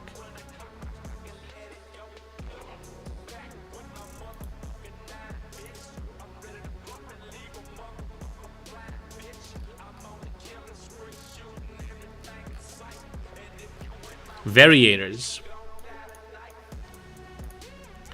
Infinitely variable automatic transmission or variators stand apart. They are also called CVT, continuously variable transmission. Instead of gears, there's a pair of sliding pulleys and they're connected by a metal small link belt. Depending on the driving conditions, these are trash. The pulleys automatically change their diameter, which how the gear ratio changes. This is done smoothly as there are no steps in such a transmission. In operation, such a transmission is the most comfortable.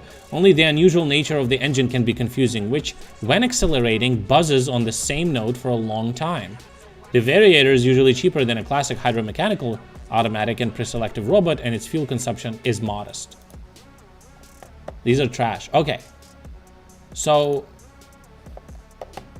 we need automatic or Typetronic, which is, you're saying, basically the automatic.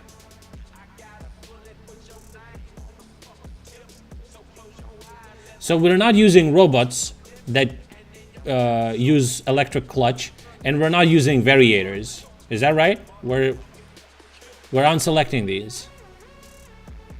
Do I understand correctly?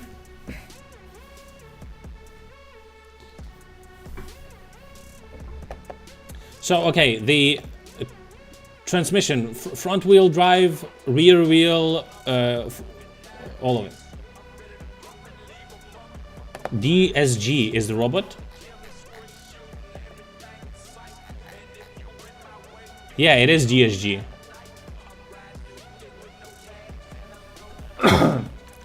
Keep in mind, a lot of people get options wrong when setting up their ad. On this website, you need to input your VIN number, and using the VIN number, the system will automatically detect the shit, I think. DSG is good? Okay, so we're keeping the robot. So you're just saying that variator is bad. Is that what you're saying? Only variator is bad.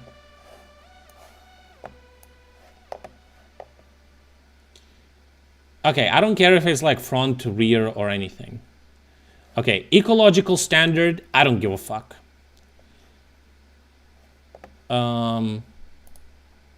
The color of the car, I'm okay. I'm okay with it. Okay, the inside of the car, dark.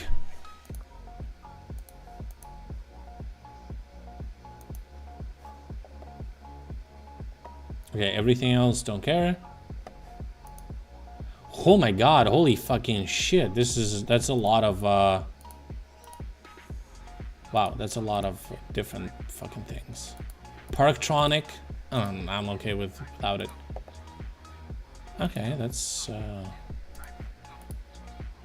yeah, well, that's a lot. Okay.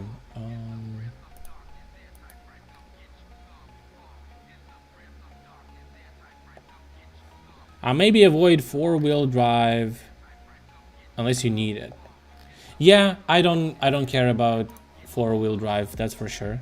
Don't set too much filters. Currently it says 20,000 cars, so I'm sure I'm okay with it.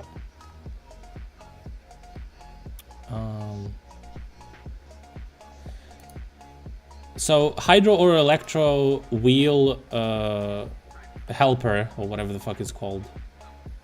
I do not care, right? So we need a sedan or a crossover. That's about it. Nothing else I'm really interested in. Okay, now we have 11,000 cars. What is the oldest I should go on the car?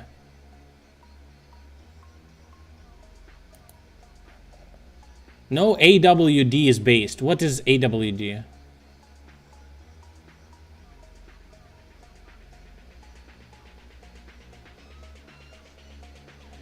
No AWDs base, no AWDs all-wheel drive.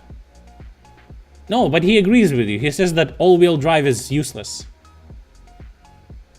And you're saying the same thing, no? Or you're saying, no, it's good. I'm confused.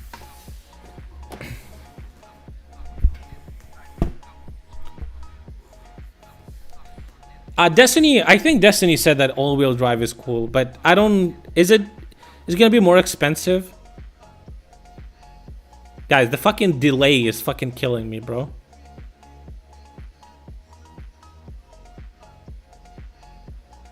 Can you ask someone to import a car for you from Europe? Why? I would pay a lot of taxes anyway, so it would cost a shit ton of money anyway. Okay, guys, listen. Question by question. I need now to choose the year of the car. So I'm removing Chinese cars. I can remove Russian cars. Not that they're gonna cost anywhere from this amount of money. But what is the oldest car that you would say I should go for? Not older than, let's say, 2012. Like, not older than, like, 10 years or 20 years. What would you say is the oldest should go for?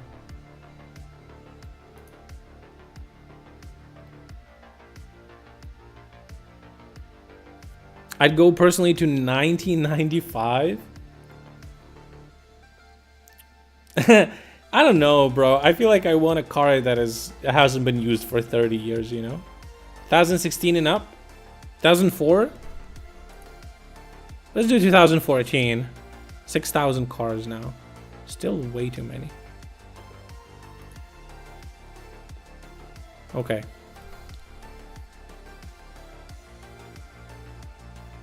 Older, cheaper? Yeah, it's true. But, I mean, you're not wrong. What do you think about Ford Focuses? I see a lot of them, a lot of them are being sold. Are they, like, really bad?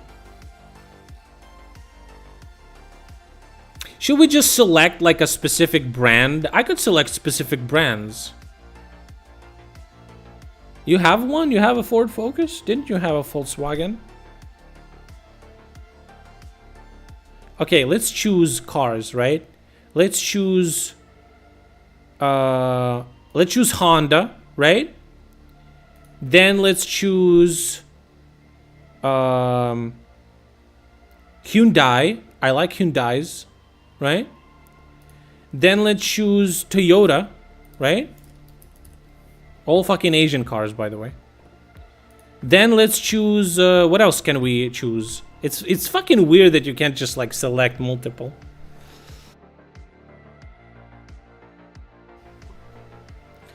Ford Focus is used, but some car sharing services here can't be complete shit. Okay, Audi, BMW. Should I even bother with these? Mercedes. Should I even bother with these, or are they gonna be too expensive to, like, drive or maintain? German cars, I've heard that's, like, expensive to maintain.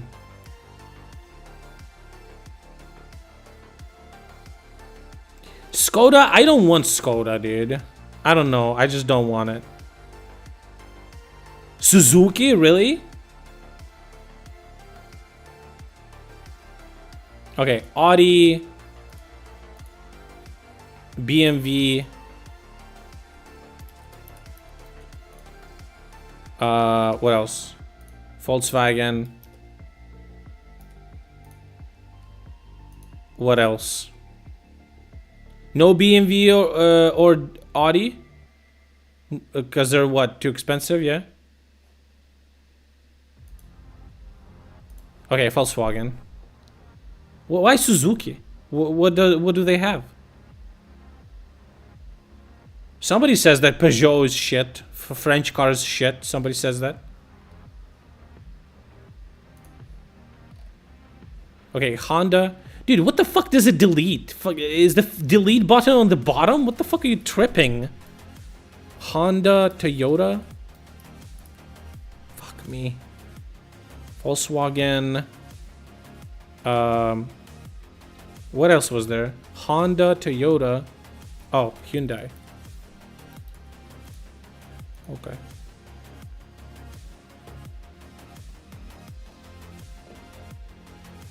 Okay, from the cheapest, Mitsubishi. You're not wrong. Mitsubishi is a decent car. I've heard good things about it.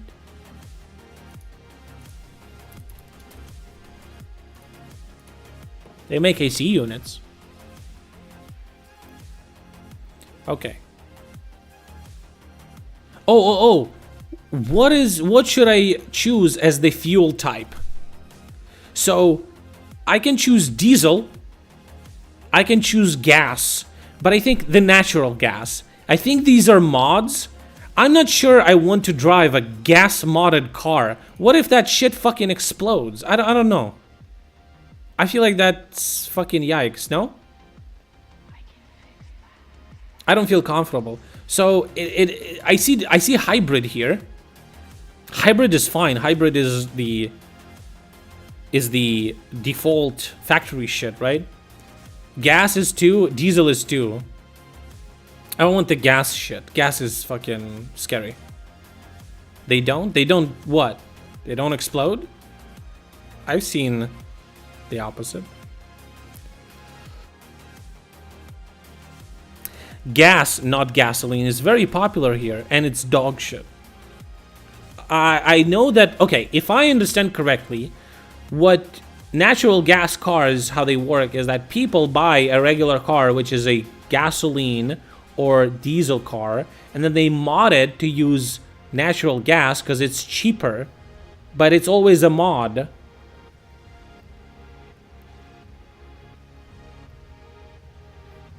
LNG is cheap.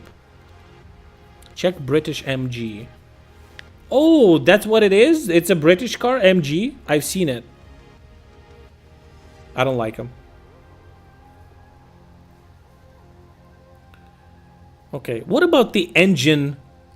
Like, under 2 liters? I should choose under 2 liters, or I shouldn't.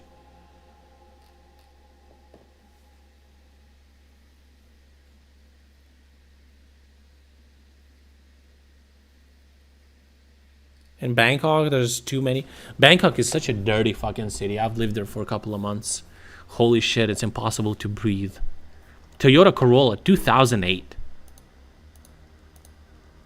A little scuffed.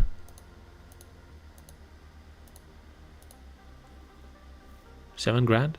200,000 kilometers? 2 liter max, right? Let me put that into the filters. 2 liter max. Up to 2 liters. Some 2.5 are dank. Okay, so up to 2.5. Okay. Okay. Okay, we're down to 2.6 thousand cars. Factory LNG cars are okay. Yeah, I don't know which ones are factory LNG though.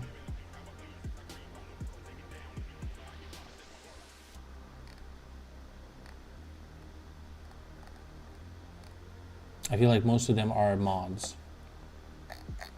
Oh. What about kilometers? How many kilometers is too many? What do you think, guys? I mean, I know that depending on the car, it may be different for a specific car. But what is too much? Would you buy a car with like 300,000 mileage?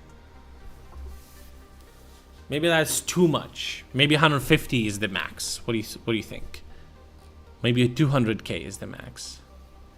Is there LNG stations? Yeah, they're pretty much everywhere. Up to 200k?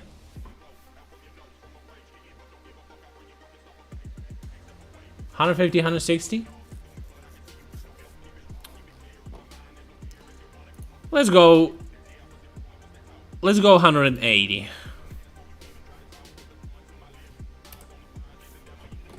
All right.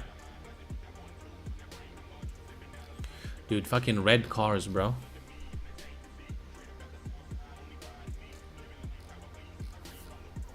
Toyota Corolla. 7 grand. 2008. Ooh, what the fuck is this, bro? I think ooh, brother. Holy shit. That's some fucking Joker shit. Yikes. Fucking Harley Quinn insides.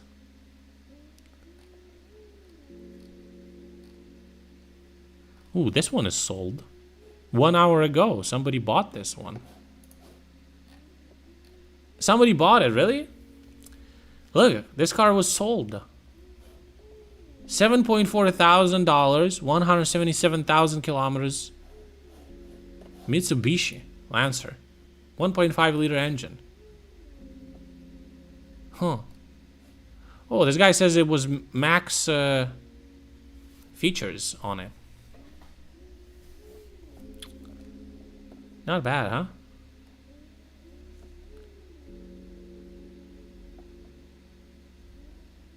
Dude, this guy says, selling my official car. What does that mean? What does that mean, your official car?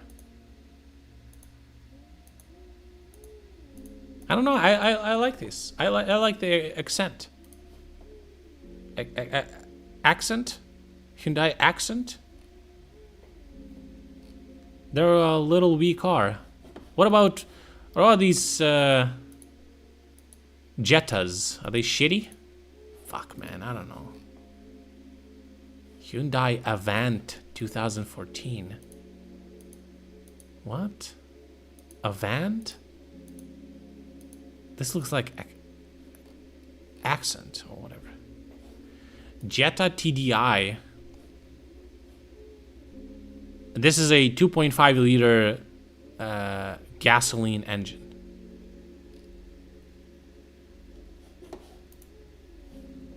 So, and you say what?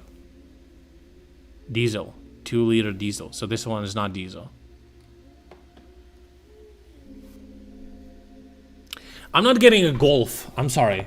It's just not the type of car I would like to get, okay? I'm just not doing that. It's just not happening, okay? Ooh, Android tablet. Based.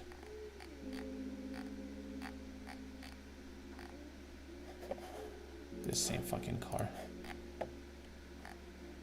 Okay, show me the most expensive one.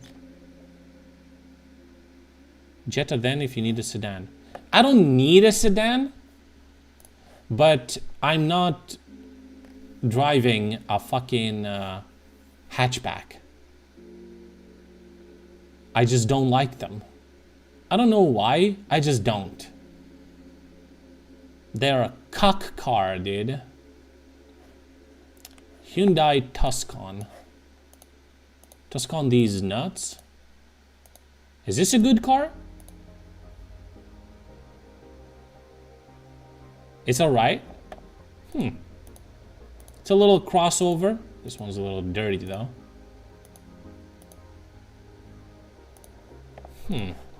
I'll keep this one in my tabs. Gasoline Volkswagen. Volkswagen. There's so many Volkswagens. Holy shit. Electric seats. Wait, heating? Or what do you mean electric? Or you can move them. Hyundai Kona. What is this? Little crossover too. Kona. Volkswagens, Toyota Camrys. Listen. Tell me this. If I'm going to get a what was this? I really like this one. Corolla. Toyota Corolla.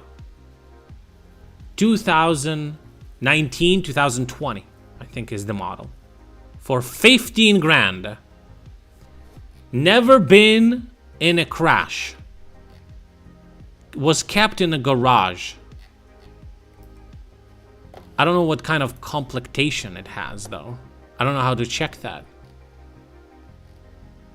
This is a good... It's a most boring car. I'm okay with a boring car. I don't want to do anything really on the car. It has a variator, the one that you don't like.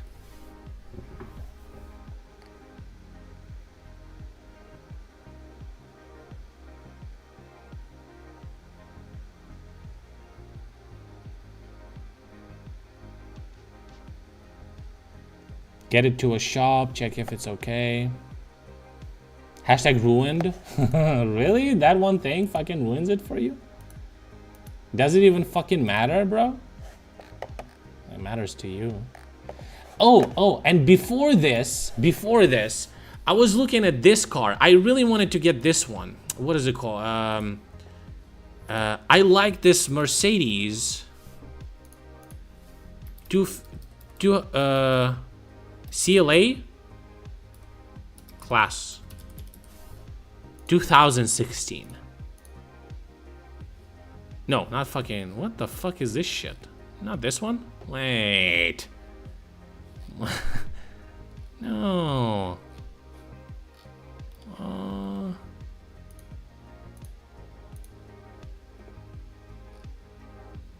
What the fuck is it showing me?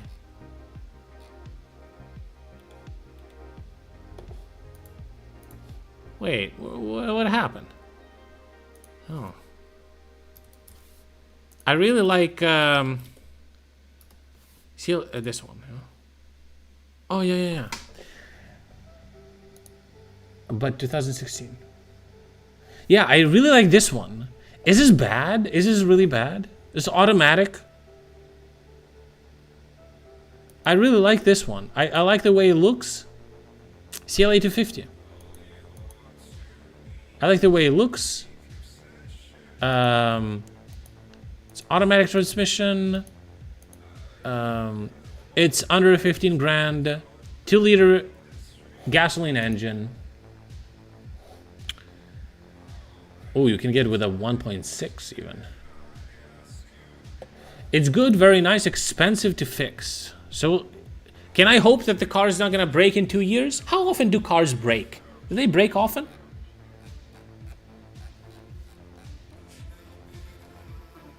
It just looks like a nice car. Let me just grab some.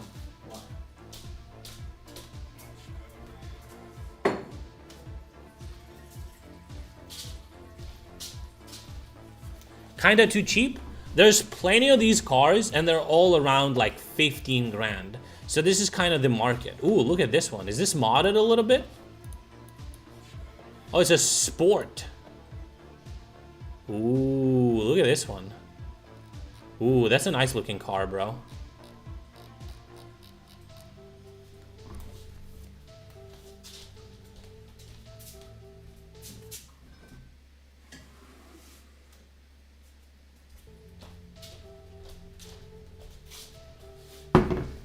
How many kilometers? Well, this one, 110,000.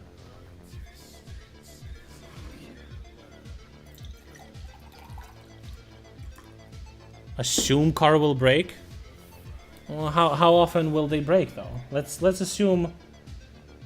Let's assume it does break. Is it gonna break every month?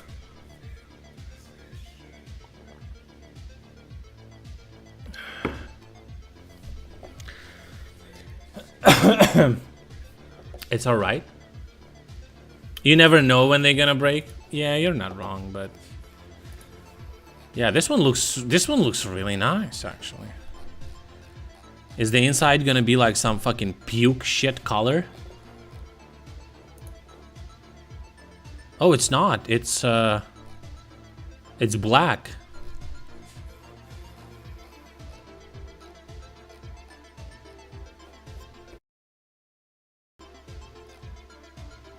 It's black and it's not fucked up even. Miles per hour imported from America. Hashtag YOLO. Okay, if you were to choose, if you were to recommend me, should I just say fuck it and go with a Mercedes like this? Or I should go... Oh fuck. Where's that Corolla?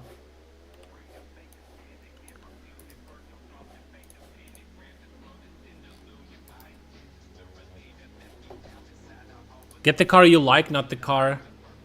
I do love how CLA looks. Yeah, right? It looks cool. It looks cool. You can choose language. No, but it's on the... I mean, if it's an electric speedometer, then I guess... Is it electric speedometer? No, it's not electric. It's a paper fucking thing. Is it digital?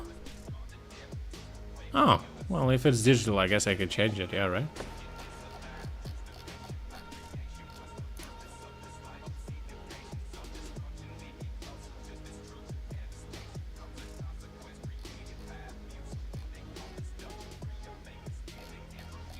Analog. It is analog. That's what it looks like. Get Lexus.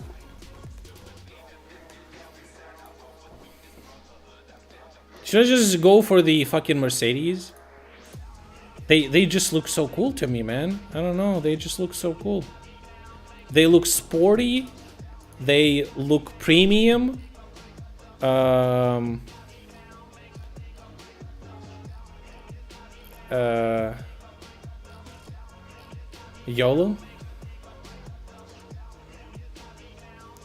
The car name? Yeah, sure. There it is. Oh. Wait, does it copy the whole fucking link?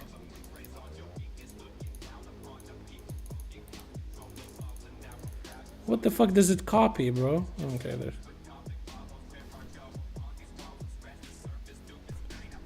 Mercedes-Benz CLA class 2016.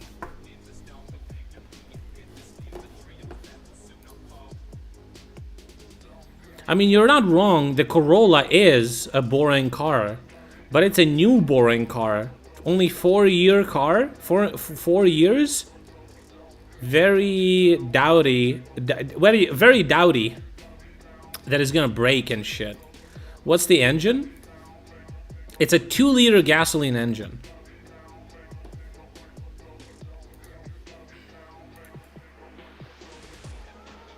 And there's plenty of these cars. I think you can get it below 15 grand. So it's gonna be technically even cheaper. Wait, go back.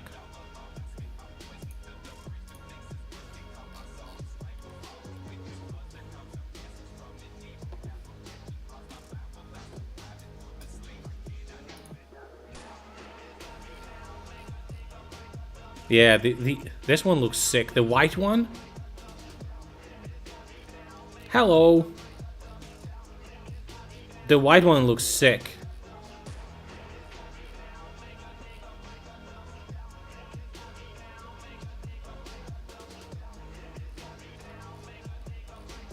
Axle can get fucked from a random rock or pit. Dude, why the white insides? Ugh, brother. This white color though, fucking based.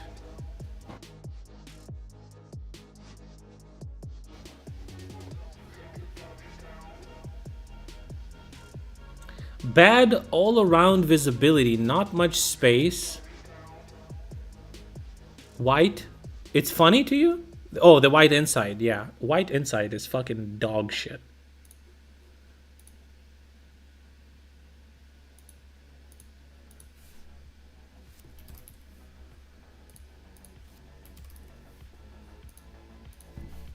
I'll specifically state that it should be, you know what, white color and the dark insides.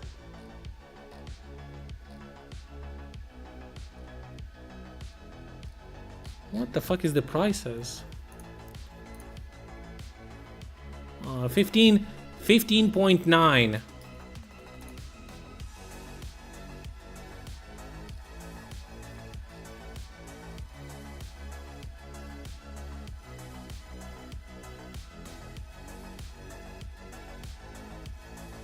$18.5 cars out of 1,000 break per year. From 2019, only 8.9. Oh shit. So 2 years. It's a small car? Yeah, fuck it. So 2 years, it's twice the quality. Only 2 years difference. How much are the 2018?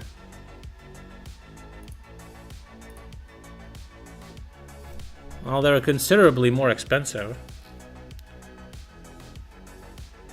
22,000.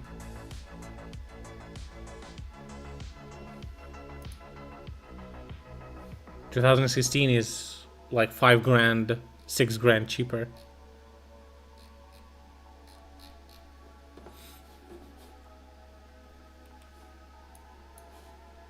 Yeah, this one looks dope. This one looks dope. Okay, I do have this search that we had with all the fucking things, with all the. I'm gonna save it. I'm saving this search. I'm actually gonna bookmark it with all the fucking cars that we pre-selected, right? So you work from home. You're not gonna make too many miles. Get the Mercedes. I think so too, man. I think so too. But I also don't want to like go far for the car. I will have to look what's the situation in my region.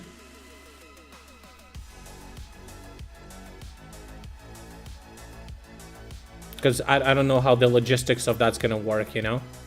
Because if I go to like, let's say Kyiv to get the car, I'd be kind of fucking pissy to drive it back to my city. Because it's gonna take a while, and there's gonna be block posts, and they're gonna be like, "What's up, buddy? Have you updated your data in the army?" I'm like, "I'm sorry, I don't speak Ukrainian, but I don't think that's gonna work every block post. They're just gonna ask me for my documents. That's not gonna work." So yeah, I'm just planning to drive around inside the city, and it's like a comfort thing. I really want to get the car. I know it's a stupid purchase, whatever, but I don't know, cause here's what's happened. I dated a girl and she had a car, and I drove the car, and I really liked it. I really did. I really liked it, and it was such a comfy thing. Cause the city I live in, it doesn't have a lot of traffic. It doesn't have like, it has plenty, well, it does not plenty, but you can always find a parking space, you know, even in the center of the city, in the middle of the day. So I don't know, man, it's just comfy. It's not a fucking problem. Це буде перша машина? Ну, технічно моя, так, мабуть, так. Оцього автомобіля в мене не було. ADAC says CA 40 CT per kilometer. 40 cents per kilometer? Cars are based, Adam something is wrong. Well, Adam something is not saying that you should not have a car. He's just saying that cars shouldn't be your primary commute, thing. If you live inside the city. I think it's nice to have one if you want to go shopping or something like that, but I bet there's companies that deliver cars. That's also true. How am I gonna make a deal? I'm actually buying it from somebody. 125 euros per month for repairs. Wow. Oh yeah? Okay. And insurance. So it's like, and gas. Yeah, that's a...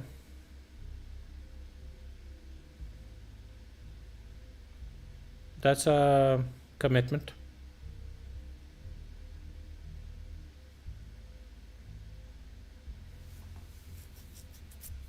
I gotta be careful with my finances because I'm paying for the apartment too. 5.2 liter consumption for the 200 Super. For this one, 2 liter gasoline engine is 5.2 liters per 100 kilometers. What is the website that you're using? What is it called?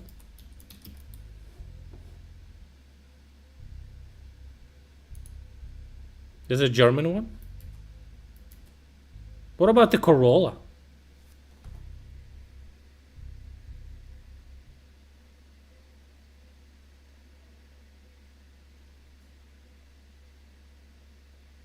What's 200 Super? Yeah, I don't know.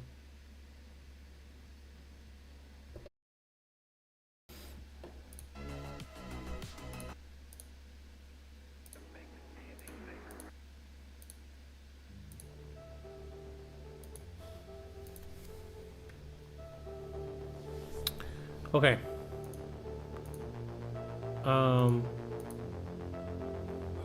What about the Toyota Corolla?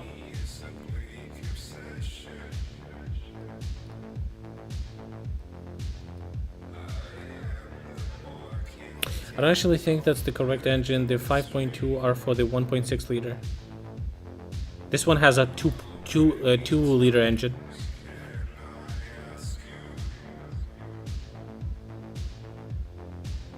(2016) 2 liter gasoline engine.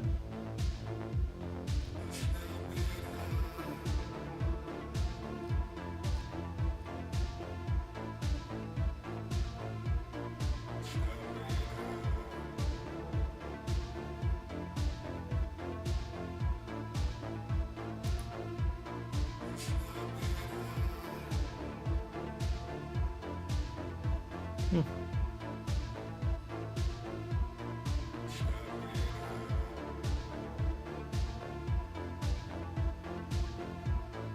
2019 for Corolla, yes. Yeah. 2019 Corolla. The 8 liters per 100 kilometers is the Mercedes.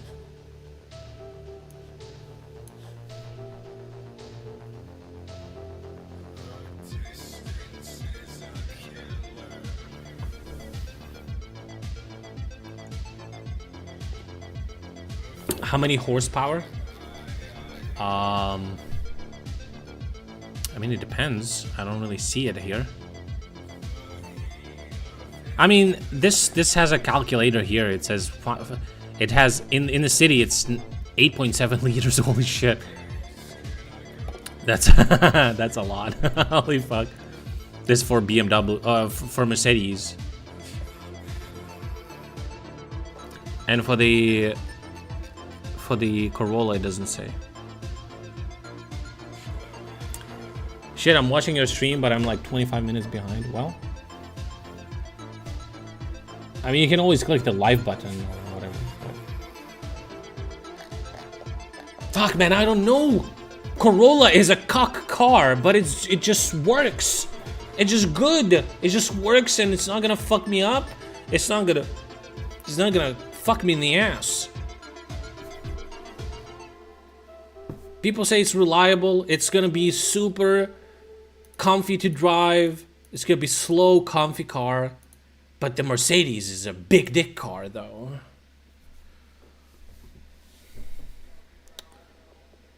And I do have a big dick.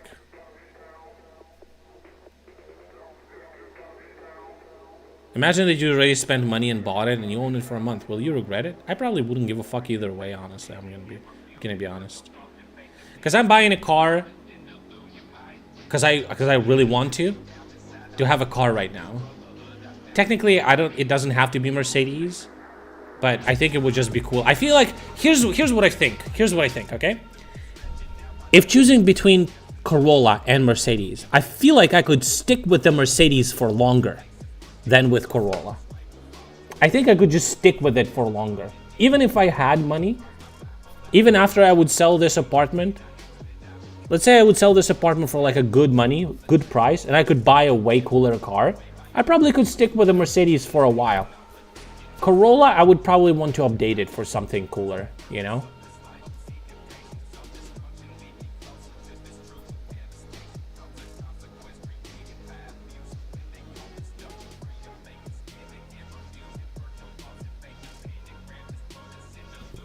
Get a car you like. Yeah, I do like Mercedes more, I guess. But I'm afraid, you know what I'm afraid of? I'm afraid Mercedes is gonna cost me more in running the car. Like, you know, gas and possible repairs and all of that shit. And I'm really on a tight budget right now. Like, I could get a 15 grand car, but that's not, you know, it's not good, you know what I mean? Mercedes is gonna be a lot more expensive. That's what I'm thinking too. I feel like Toyota is just a safer option. It's still gonna be comfortable. It's gonna be a comfortable car, city car, good car. So fucking around, get a Toyota? Probably, you're probably right. I'll message the guy who sells it.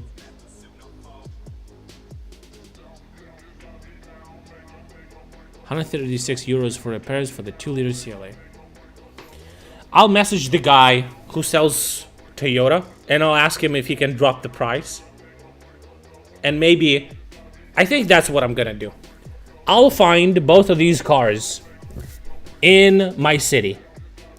I'm gonna message the people that sell them. I'm gonna ask. 10 grand, take it or leave it. And whoever says yes, I'll buy that. This shit doesn't cost 15 grand, okay?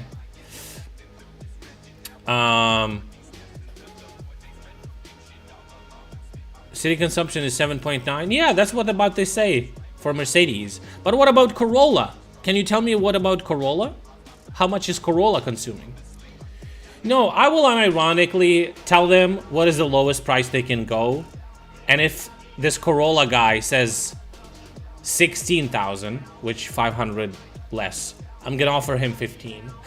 And if the Mercedes guy says 15, I'm gonna offer him 14. And then whoever is gonna take the bait, I guess, is the winner in my book, you know? Because listen, if I'm gonna get a Mercedes cheaper than Corolla, then the money difference, I guess I could just spend on like potential repairs and bullshit like that. Alright. I do appreciate you guys for telling me a lot of shit. I think we'll learn something new about automatic transmissions. I'm settling on 2 cars, okay? Toyota Corolla 2019 and Mercedes CLA 2016. 3.2 liters in the city, wow. Like 2.5 times less. Not bad. I'll see which car I can get for cheaper. And if the people are gonna even, you know, move the price, we'll see. Okay, boys, this 2 a.m. I gotta go sleep. But I do dream about cars. Oh my god, I've never been a car person. You're never a car person until you actually own one, right? Fucking Christ. Alright, boys. Thanks for watching the stream. Hope you enjoyed. Tune in day after tomorrow for another stream.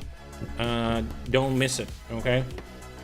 If you're not a car person, we might not talk about it, alright? Anyway, have a good one and leave. Join my Discord. and donate, guys, please. If you donate, it's gonna be so much easier to pay off the car. Pog, donate. And leave now, bye.